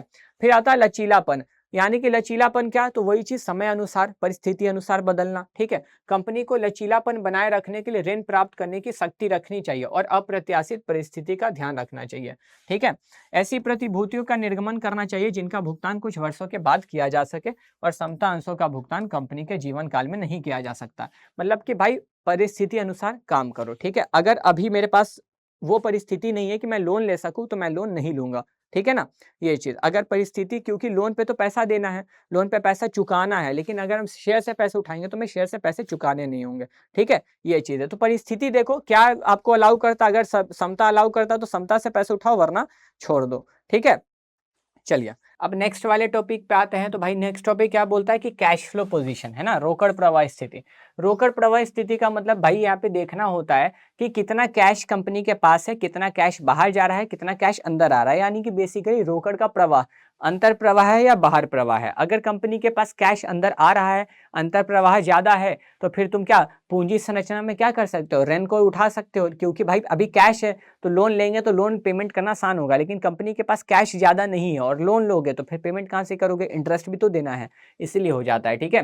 तो प्रत्येक वर्ष स्थायी रोकड़ दायित्व और ऋण पत्र की परिपक्वता राशि लौटाने के लिए कंपनी को अपेक्षित रोकड़ प्रवाह पर्याप्त होना चाहिए। इसलिए ऋण पत्र उन कंपनियों के लिए उपयुक्त नहीं है जिनके भविष्य में रोकड़ प्रवाह अनियमित होने की संभावना है। मतलब जिसके पास रोकड़ प्रवाह कम हो सकता है उसके लिए ऋण बिल्कुल भी सही नहीं है। अंश बाजार की स्थिति, स्टॉक मार्केट की कंडीशन। तो अंश बाजार की स्थितियां प्रतिभूति के चयन को प्रभावित करती हैं। अब देखो क्या होता है ना कि जब स्टॉक मार्केट ऊपर ऊपर जा रहा होता है, मतलब जब स्टॉक मार्केट तेजी की स्थिति में होता है तो सारे लोग स्टॉक में इन्वेस्ट करते हैं। अब स्टॉक में इन्वेस्ट कर रहे हैं तो कंपनी को शेयर्स के जरिए पैसा मिल रहा है, ठीक है। लेकिन जब मंदी में होता है, जब स्टॉक मार्केट गिरा हुआ होता है, स्टॉक मार्केट में से लोग दूर भाग रहे हैं, कोई निवेश नहीं करना चाह रहा, तो क्या होता है कि कंपनी को कोई भी शेयर्स के लिए पैसे नहीं देना चाहता। तो इस केस में कंपनी के लिए बेहतर है कि भाई तुम समता छोड़ के, इक्विटी छोड़ के ऋण से पैसे उठाओ, डिबेंचर से पैसे उठाओ, ठीक है। तो ये बोल रहा है मंदी में निवेशक जोखिम नहीं उठाते, इसीलिए समता अंशों में कम दिलचस्पी होती है, जबकि तेजी में निवेशक जोखिम उठाकर समता अंशों में निवेश करते हैं, ठीक है। ऋण पत्र और पूर्वाधिकार अंश जो निश्चित प्रत्याय देते हैं मंदी के दौरान आसानी से बाजार में उतारे जा सकते हैं, ठीक है। फिर आता है नेक्स्ट पॉइंट आपका प्रवर्तन लागत। पहले ही बताया था प्रतिभूति को जारी करने के लिए जो बीच में लागत आती है ना, जैसे कि प्रारंभिक व्यय है ना, प्रतिभूति जारी करने के लिए कोष को जुटाने में जितनी भी लागत आती है, अब जैसे कि जो भी शुरुआत का खर्चा हो गया, कोर्ट का खर्चा हो गया, है ना, छोटे मोटे जो खर्चे उन सबको हम लोग बोलते हैं प्रवर्तन लागत, ठीक है। तो कोष जुटाने की प्रक्रिया में होने वाली लागत को प्रवर्तन लागत कहा जाता है। अब अगर आपका प्रवर्तन लागत जिसमें ज्यादा है, क्योंकि देखो जब शेयर्स इशू करोगे ना तो प्रवर्तन लागत थोड़ा सा ज्यादा आता है, लेकिन डिबेंचर में कोई प्रवर्तन लागत नहीं आता, तो भाई ऐसे केस में तो ऋण पत्र ज्यादा बढ़िया है ना। अंश और ऋण पत्र के सार्वजनिक निर्गमन में खर्च अधिक होता है, जबकि वित्तीय संस्थानों से ऋण पत्र प्राप्त करने में खर्च कम होता है, इसीलिए प्रवर्तन लागत कंपनी की पूंजी संरचना को प्रभावित करती है, ठीक है। फिर अगला पॉइंट आपका क्या आता है, लीगल, कानूनी ढांचा। तो कई बार होता है कि कंपनीज एक्ट जो कानून है जो कंपनी को चलाती है, बैंकिंग एक्ट है ना, तो इन सब के हिसाब से भी आप कई बार कोई कोई कंपनी उससे ज्यादा लोन नहीं ले सकती, ऋण पत्र नहीं जारी कर सकती, ठीक है। तो इसके कारण भी कई बार रुकना पड़ता। मान लो कंपनी बोल रही है, ठीक है, मान लो कंपनीज एक्ट कानून बोलती है कि आप डिबेंचर, है ना, आप अभी नए कंपनी हो तो आप अभी डिबेंचर यानी कि ऋण पत्र जारी नहीं कर सकते, तो फिर तुमको संतान से ही पैसे उठाने होंगे, है कि नहीं। तो वही है, कंपनी का पूंजी संरचना वैधानिक आवश्यकताओं से प्रभावित होती है, क्योंकि कंपनियों को कानूनन द्वारा निर्धारित कानूनी ढांचे के भीतर कार्य करना होता है, ठीक है। अब आता है capital structure of other company, दूसरे कंपनी का कैपिटल स्ट्रक्चर, ठीक है। दूसरी कंपनी का कैपिटल स्ट्रक्चर का मतलब कि दूसरी कंपनी का देखना। अब जैसे कि हो गया रिलायंस, हो गया रिलायंस जियो और एयरटेल, दोनों एक दूसरे का देख के, अच्छा जियो के पास ज्यादा कर्ज है और समतांश कम है, मतलब जियो ने कर्जा ज्यादा ले रखा है, जियो ने ज्यादा कर्ज से, ज्यादा ऋण पत्र से पूंजी बनाई है, तो एयरटेल भी यही करेगी। ऐसा नहीं करना, ठीक है। कई बार होता है कि लोग देखा देखी करके पूंजी तैयार करते हैं, लेकिन सबका अपना अपना नीति और रणनीति होना चाहिए, ठीक है। तो वही यहाँ बोल रहा है कि पूंजी संरचना के नियोजन में समान उद्योग की अन्य कंपनियों के ऋण क्षमता अनुपात एक उपयोगी दिशा निर्देश है। कोष जुटाते समय कंपनी को उद्योग के प्रचलित अनुपात पर विचार करना चाहिए, लेकिन इसे आंख बंद करके पालन नहीं करना चाहिए। ठीक है, मतलब किसी को कॉपी मत करो, अपने हिसाब से काम करो।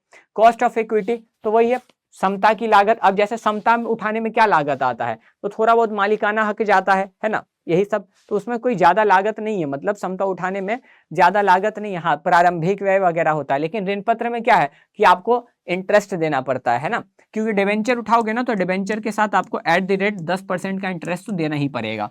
ठीक है, तो वही समता अंश पूंजी की लागत ऋण पूंजी के स्तर से प्रभावित होती है। अधिक ऋण लेने से समता अंश धारकों का वित्तीय जोखिम बढ़ता है और अंशों के बाजार मूल्य पर नकारात्मक प्रभाव पड़ सकता है। तुम सोचो, अगर मैं तुमको बोलूं कि ये कंपनी ए है, ठीक है, ये कंपनी ए है, ठीक है, ये क्या है, अरे ये कंपनी ए है और ये कंपनी बी है, इसके ऊपर 4 करोड़ का कर्ज है और इसके ऊपर 2 करोड़ का कर्ज है। तुम किस कंपनी में पैसे लगाना पसंद करोगे? तुम तुरंत बोलोगे सर बी कंपनी, क्योंकि कर्जा कम है उसके पास, है ना। तो वही चीज है, जिसका कर्जा ज्यादा होता है उसका बाजार में थोड़ा उस कंपनी का गुडविल, है ना, ख्याति भी खराब होने लग जाता है। ठीक है, ऐसी बातें हैं। समझ में आई मेरी बात यहाँ तक? चलिए अब आता है देखो स्थायी पूंजी। स्थायी पूंजी तो हो गया था ना। स्थायी पूंजी वह कोष जो दीर्घावधि संपत्ति, भूमि, भवन, संयंत्र, मशीनरी, औजार, उपकरण, पेटेंट, फर्नीचर आदि में निवेशित होता है। ठीक है, यह पूंजी व्यवसाय की दीर्घकालीन जरूरतों को पूरा करती है और 1 वर्ष से अधिक समय तक बनी रहती है। सिंपल है, देखो स्थायी पूंजी में उतना कुछ नहीं समझाना। स्थायी पूंजी क्या होता है? Fix asset. ठीक है, अब अगर आपने पैसा मशीन, बिल्डिंग, लैंड ये सब खरीदने में लगाया है तो ये लंबे समय तक चलेगी, है ना, लंबे समय तक बनी रहेगी। तो वही चीज है और कुछ नहीं। ठीक है, अब यहाँ पे बोलेगा कि स्थायी पूंजी का क्या विशेषता है, तो वही है भाई सारी। स्थायी पूंजी स्थिर भाग है, बिजनेस में बना रहता है, इसका निवेश दीर्घकालीन संपत्तियों में किया जाता है, ये सब संपत्तियां लंबे समय तक चलती हैं। स्थायी पूंजी में निवेश से उन गतिविधियों की उत्पत्ति होती है जो आय उत्पन्न करती है। मतलब अगर आप मशीन खरीद रहे हो, लैंड खरीद रहे हो, आप उस पर बिजनेस करोगे तो पैसे कमाओगे ना। मशीन खरीदे, वस्तु बना के उत्पादन करेंगे, उत्पादन करके कमाएंगे, तो आय उत्पन्न कर रही है, यानी कि पैसा कमाने में मदद कर रही है। ठीक है, जिन संपत्तियों में स्थायी पूंजी निवेश की जाती है उन्हें अक्सर बेचा या निस्तारित नहीं किया जा सकता। मतलब हम लोग कभी भी स्थायी पूंजी खरीदते, मतलब फिक्स एसेट इसलिए नहीं खरीदते हैं कि बेच के पैसे कमाएंगे, उससे उत्पादन करके पैसे कमाएंगे इसलिए खरीदते हैं, तो इनको बेचा नहीं जाता है। ठीक है, चलिए नेक्स्ट पॉइंट पे आप आओगे। तो स्थायी पूंजी का महत्व क्या है कि किसी भी व्यावसायिक संस्था के मूल ढांचे को तैयार करने के लिए स्थायी पूंजी की आवश्यकता होती है। मतलब एक कंपनी में कितना फिक्स एसेट होगा? देखो बिना फिक्स एसेट के तो कंपनी चल ही नहीं सकती, जाहिर सी बात है। मतलब सर मशीन, लैंड तो, अरे यार तुम कहाँ लैंड के बिना बिजनेस कर लोगे? नहीं सर। बिल्डिंग के बिना बिजनेस, तो फिक्स एसेट है ना, बिना फिक्स एसेट के बिजनेस चला लोगे? चांस ही नहीं है। तो वही है, मूल ढांचे को तैयार करता है। किसी भी कंपनी की वित्तीय स्थिति उसकी स्थायी पूंजी के माध्यम से जानी जाती है कि कंपनी अगर बहुत ज्यादा मजबूत है तो उसके पास फिक्स एसेट बहुत ज्यादा होगा। ठीक है, अंश बाजार में स्थायी पूंजी के अंशों में मूल्य निर्धारण में महत्वपूर्ण भूमिका होती है। मतलब जिस कंपनी के पास फिक्स एसेट ज्यादा है वो ज्यादा ज्यादा प्रोडक्ट बनाएगी, ज्यादा ज्यादा बेचेगी, अगर प्रॉफिट कमाएगी तो शेयर्स बढ़ेंगे। वही चीज है। ठीक है, और ये तो हो ही गया भविष्य आय में, ये तो बता दिया ऑलरेडी। ठीक है, तो स्थायी पूंजी के स्रोत क्या है भाई? तो स्थायी पूंजी के ये 2 स्रोत है, स्वामित्व पूंजी, ऋण पूंजी, सार्वजनिक जमा लाभपूर्ण निवेश। ठीक है, अब बोल रहा है स्थायी पूंजी को प्रभावित करने वाले घटक। तो स्थायी पूंजी को प्रभावित करने वाले घटक मतलब स्थायी पूंजी कम चाहिए ज्यादा चाहिए वो बताने वाले ये घटक है। तो सबसे पहला आता है व्यवसाय की प्रकृति। देखो अगर आपका व्यवसाय उत्पादन वाला है ना, अगर आप उत्पादन करते हो तो सोचो आप उत्पादन करते हो, ये देखो, या फिर आप बिक्री, मतलब इसका है खरीद वाला कि खरीद बिक्री करनी है बस। अब अगर जाहिर बात है उत्पादन करोगे तो ज्यादा मशीन आपको लगेगी, ज्यादा जगह आपको चाहिए होगा। उस व्यक्ति व्यापारी को क्या है, उसको तो बस खरीदना है और बेचना है, उसको ज्यादा जगह नहीं चाहिए। लेकिन अगर आप उत्पादन करते हो आपको ज्यादा जगह चाहिए, तो स्थायी पूंजी की ज्यादा आवश्यकता उत्पादन करने वाले को है। ठीक है, तो व्यवसाय का प्रकार एवं प्रकृति स्थायी पूंजी आवश्यकताओं को प्रभावित करता है। ठीक है ना, यही चीज। तो ये जान लेना भाई कि एक उत्पादन वाले व्यवसायिक को, ठीक है, एक उत्पादन वाले उपक्रम को ज्यादा स्थायी पूंजी की आवश्यकता है। ठीक है, ये चीज देख लेना अपना। ठीक है, चलो नेक्स्ट पॉइंट पे आते हैं। फिर आता है व्यवसायिक इकाई का आकार। अब अगर तुम्हारा व्यवसाय बहुत ज्यादा छोटा है तो जाहिर बात है छोटा व्यवसाय में थोड़ी फिक्स एसेट होगा।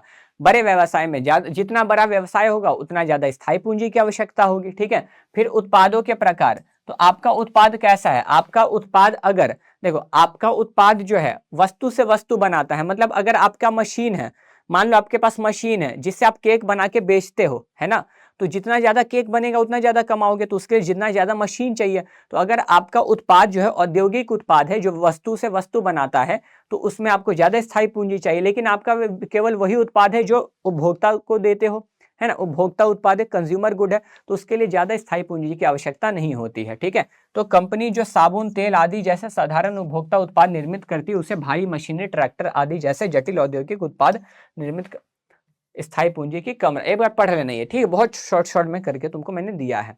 फिर आता है डाइवर्सिफिकेशन। ठीक है, अगर आपका व्यवसाय बहुत ज्यादा उत्पाद बनाता है, अलग अलग तरह का व्यवसाय करता है, तो जाहिर सी बात है अगर आपका अलग अलग तरीके का व्यवसाय है, तो अलग अलग व्यवसाय में अलग अलग तरह की स्थायी पूंजी है ना। तो ज्यादा स्थायी पूंजी कहाँ चाहिए? जिसका ज्यादा व्यवसाय है, जिसका कम? तो जिसका ज्यादा है, नॉर्मल बात। फिर उत्पादन तकनीक का चयन बोलता है, उत्पादन तकनीक का चयन। अब देखो, उत्पादन तकनीक में एक होता है ना श्रम प्रणाली और मशीनरी वाला, कैपिटल इंटेंसिव और लेबर इंटेंसिव। तो जहां पर अगर लेबर इंटेंसिव है, जहां पे इंसान श्रम वाला है, ठीक है, जहां पर आपको मजदूर चाहिए, वहां पे मशीन नहीं चाहिए। लेकिन जहां कैपिटल, जहां पे मशीन चाहिए, तो भाई वहां पे ज्यादा मशीन रहेगा, तब तो ज्यादा उत्पादन होगा। तो अगर आपका देखो कुछ संस्थाएं क्या है, पूंजी प्रधान तकनीक, अगर आप पूंजी प्रधान तकनीक इस्तेमाल करते हो तो आपको फिक्स एसेट चाहिए, मशीन चाहिए, लैंड चाहिए, तब तो ज्यादा उत्पादन कर पाओगे। लेकिन अगर आप पूंजी प्रधान तकनीक नहीं, श्रम प्रधान तकनीक इस्तेमाल करते हो, तो आपको ज्यादा स्थायी पूंजी की आवश्यकता नहीं है।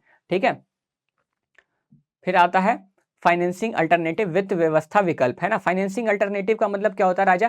फाइनेंसिंग अल्टरनेटिव का मतलब देखो, कई बार है, अब मान के चलो मुझे ना एक बिजनेस खोलना है, ठीक है, अब उसमें नहीं, बिजनेस से ज्यादा, हाँ मान लो एक मुझे कोचिंग खोलनी है, ठीक है। अब मुझे एक कोचिंग खोलने के लिए क्या है, मुझे एक कोचिंग खोलने के लिए क्या क्या करना होगा? एक जगह चाहिए होगा, है ना, एक बोर्ड चाहिए होगा, मार्कर चाहिए होगा, बेंच चाहिए होगा, लाइट लगवाना होगा। अगर मुझे कोचिंग खोलना है तो मुझे सब कुछ अपना, एक जगह खरीदना होगा, लाइट लगवाना होगा, बेंच लगवाना होगा, बहुत खर्चा है। लेकिन मैंने क्या किया, मैं गया किसी स्कूल में, मैंने बात कर ली कि भाई आपका स्कूल 3 बजे तक चलता है ना, तो आप एक काम कीजिए, 4 से 7 बजे तक ये मुझे दे दीजिए, मैं आपको भाड़ा देता रहूंगा, किराया देता रहूंगा, और आपके पास तो सब है ही, है ना, मेरे पास मेरे स्टूडेंट आएंगे पढ़ने, और जो भी किराया बनेगा महीना का बिजली बिल के हिसाब से आपको दे देंगे। ठीक है, तो अगर ऐसा हो गया तो बताओ सस्ता किधर है? अगर मैं अपना बनाने जाता तो मेरा ज्यादा पैसा लगता, है ना, लेकिन मुझे अगर भाड़े पर मिल गया तो भाई मेरे लिए ज्यादा, मतलब मुझे स्थायी पूंजी की आवश्यकता नहीं है, क्योंकि ऑलरेडी स्कूल में बेंच, डेस्क, मार्कर, बोर्ड तो होता है ना। अब अगर मैं अपना बनाने जाता, भाड़े पर उपलब्ध नहीं होता, तो ज्यादा स्थायी पूंजी की आवश्यकता होती, लेकिन भाड़े पर उपलब्ध हो गया तो स्थायी पूंजी की आवश्यकता कम हो गई। ठीक है, ये चीज।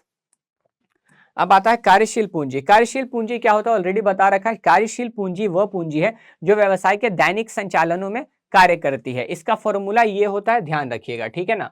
तो क्या है, कार्यशील पूंजी सुनिश्चित करती है कि व्यवसाय के दैनिक संचालन, ठीक है, व्यवसाय के दैनिक संचालन और अल्पकालीन वित्तीय आवश्यकताएं सुचारू रूप से पूरी हो सके। ठीक है, अब इसका महत्व तो देखो सिंपल है, दैनिक खर्चों जैसे कच्चा माल, मजदूरी, वेतन, भुगतान में सहायक होती है, क्योंकि बेसिकली अब बताया था ना, कैश, स्टॉक, ये सारी चीजें होती हैं। ठीक है, उत्पादन प्रक्रिया को बिना रुकावट सुचारू रूप से चलाने में मदद करती है। अब जिस कंपनी के पास अच्छा खासा कैश होता है, मान लो जो कंपनी ऐसी है, ठीक है, कि अपने जिनसे पैसा लिया था, लोन, तुम ही सोचो, अगर तुमसे किसी ने पैसे लिए और समय पर लौटा दिया, तो तुम्हारी नजर में उसकी वैल्यू बढ़ जाती ना, कि हाँ यार ये अच्छा इंसान है। वैसे ही अगर तुमको लगेगा कि कंपनी जिससे भी लोन लेती है, कंपनी जिस भी बैंक से लोन ले रही है, उसको समय पर पैसे लौटा दे रही है, क्यों? क्योंकि उसके पास कार्यशील पूंजी ज्यादा है, तो उसकी गुडविल, उसकी ख्याति अच्छी बनेगी लोगों के नजर में, है कि नहीं। फिर चौथा आता है आपातकालीन स्थितियों और अचानक आने वाली आवश्यकताओं को पूरा, क्योंकि अगर आपके पास कार्यशील पूंजी होगा, कैश रखा होगा, तो आप आपातकालीन स्थिति में आराम से झेल लोगे। ठीक है, उधार भी दे सकोगे और व्यवसाय की वृद्धि और विस्तार के लिए मजबूत आधार प्रदान, क्योंकि देखो जब कैश होता है ना, तो बहुत इजी होता है उधार देना, है ना, उधार चुकाना, नया चीज ओपन करना भाई, क्योंकि कहीं भी आपको शुरू में कैश देना पड़ेगा, शुरू में बिना पैसा दिए कोई काम नहीं होता। तो अगर कार्यशील पूंजी हुआ, कैश हुआ बिजनेस में, तो बहुत अच्छा होगा ये चीज। ठीक है, चलिए, अब यहाँ फिर वही बोल रहा है, देखो व्यवसाय की प्रकृति, अगर आपका व्यवसाय, ठीक है, कैसा है, उत्पादन वाला है, अगर आप उत्पादन करते हो, मशीनरी प्रधान तकनीक है, तो आपको कार्यशील पूंजी की आवश्यकता ज्यादा लगेगी। सर कैसे? क्योंकि देखो तुम्हें क्या, तुम्हें जल्दी जल्दी ज्यादा उत्पादन करना होगा, उत्पादन करके तुम रिटेलर को बेचोगे। ठीक है, तो देखो किसी व्यवसाय को कितनी कार्यशील पूंजी चाहिए, यह उसकी प्रकृति पर निर्भर करता है। ठीक है, विनिर्माण व्यवसाय यानी कि मैन्युफैक्चरिंग बिजनेस को आमतौर पर व्यापारिक व्यवसाय, ट्रेडिंग बिजनेस की तुलना में ज्यादा कार्यशील पूंजी की जरूरत होती है। ठीक है, अब क्या है देखो, बड़ी मशीनों में प्रारंभिक निवेश जरूरी होता है, पर दैनिक कार्य के लिए ज्यादा कार्यशील पूंजी नहीं चाहिए। ठीक है, अरे ये गलत वाला आ गया यहाँ पे, ये गलत वाला आ गया यहाँ पे। ठीक है, हाँ चलो अब आता है अनुमत उधार। मान लो आपने किसी को उधार दिया, ठीक है, आपने अगर किसी को उधार दिया है, ठीक, अब वो आपको पैसे कुछ टाइम के बाद लौटाएगा, समझो। ठीक है, मान लो अगर कोई तुमसे कैश लेके जाता है, आई मीन कैश में बिजनेस देके जाता है, ठीक है, तो यहाँ पे समझो ना, पहले ग्राहकों को दिया जाने वाला उधार और कार्यशील पूंजी। तो यदि फर्म नकद भुगतान पर सामान बेचती है तो उसे कम कार्यशील पूंजी चाहिए। मतलब अगर मैं उधार पे चीजें नहीं बेचता हूं, मैं बोलता हूं भाई उधारी नहीं चलती, पैसा दो सामान ले जाओ, ऐसा है, तो लोग आएंगे, पैसा देंगे, सामान ले जाएंगे, तो मेरे पास कार्यशील पूंजी हर समय उपलब्ध रहेगा। लेकिन अगर ऐसा चलेगा कि भाई मैं उधार उधार बेच रहा, तो बहुत लोग तो मेरा पैसा रखे रहेंगे, तो मुझे कार्यशील पूंजी की जरूरत पड़ेगी ना। तो वही है, यदि फर्म उधार देती है उससे ज्यादा कार्यशील पूंजी की जरूरत होगी, क्योंकि पैसे तुरंत नहीं मिलते। ठीक है, फिर आता है तीसरा, प्राप्त उधार। अभी तो उधार दिया था, अब उधार प्राप्त हो रहा है। तो यहां पर देखना, जिस प्रकार एक फर्म अपने ग्राहकों को उधार की अनुमति देती है, उसी प्रकार अपने आपूर्तिकर्ताओं से भी उधार प्राप्त कर सकती है। ठीक है, यदि फर्म अपने सप्लायर से उधार ले सकती है तो उसे कम कार्यशील पूंजी की जरूरत है। अब देखो कार्यशील पूंजी से क्या होता है, कार्यशील पूंजी कैश है ना, स्टॉक है, यही सारी चीजें हैं। तो अब अगर कि सामने वाले ने मुझे उधार दे दिया, मैंने ये बोला कि भैया आप मुझे सामान दे दो, मैं आपको पेमेंट कुछ दिन में कर दूंगा, है ना, उसने बोला ठीक है, तो अभी मुझे उसको कार्यशील पूंजी अगर नहीं देना है तो मुझे अभी कार्यशील पूंजी की आवश्यकता नहीं है ना, कम जरूरत है। अगर अभी कभी देना होता तो तुरंत कार्यशील पूंजी कैश दे देना पड़ता। ठीक है, यदि कच्चा माल और अन्य सामग्री उधार पर आसानी से नहीं मिलती तो फर्म को ज्यादा कार्यशील पूंजी रखना पड़ेगा, क्योंकि भाई उधार पे नहीं मिल रहा तो पैसा दे के लेना पड़ेगा, इसलिए कार्यशील पूंजी आपको उस केस में ज्यादा रखना पड़ेगा।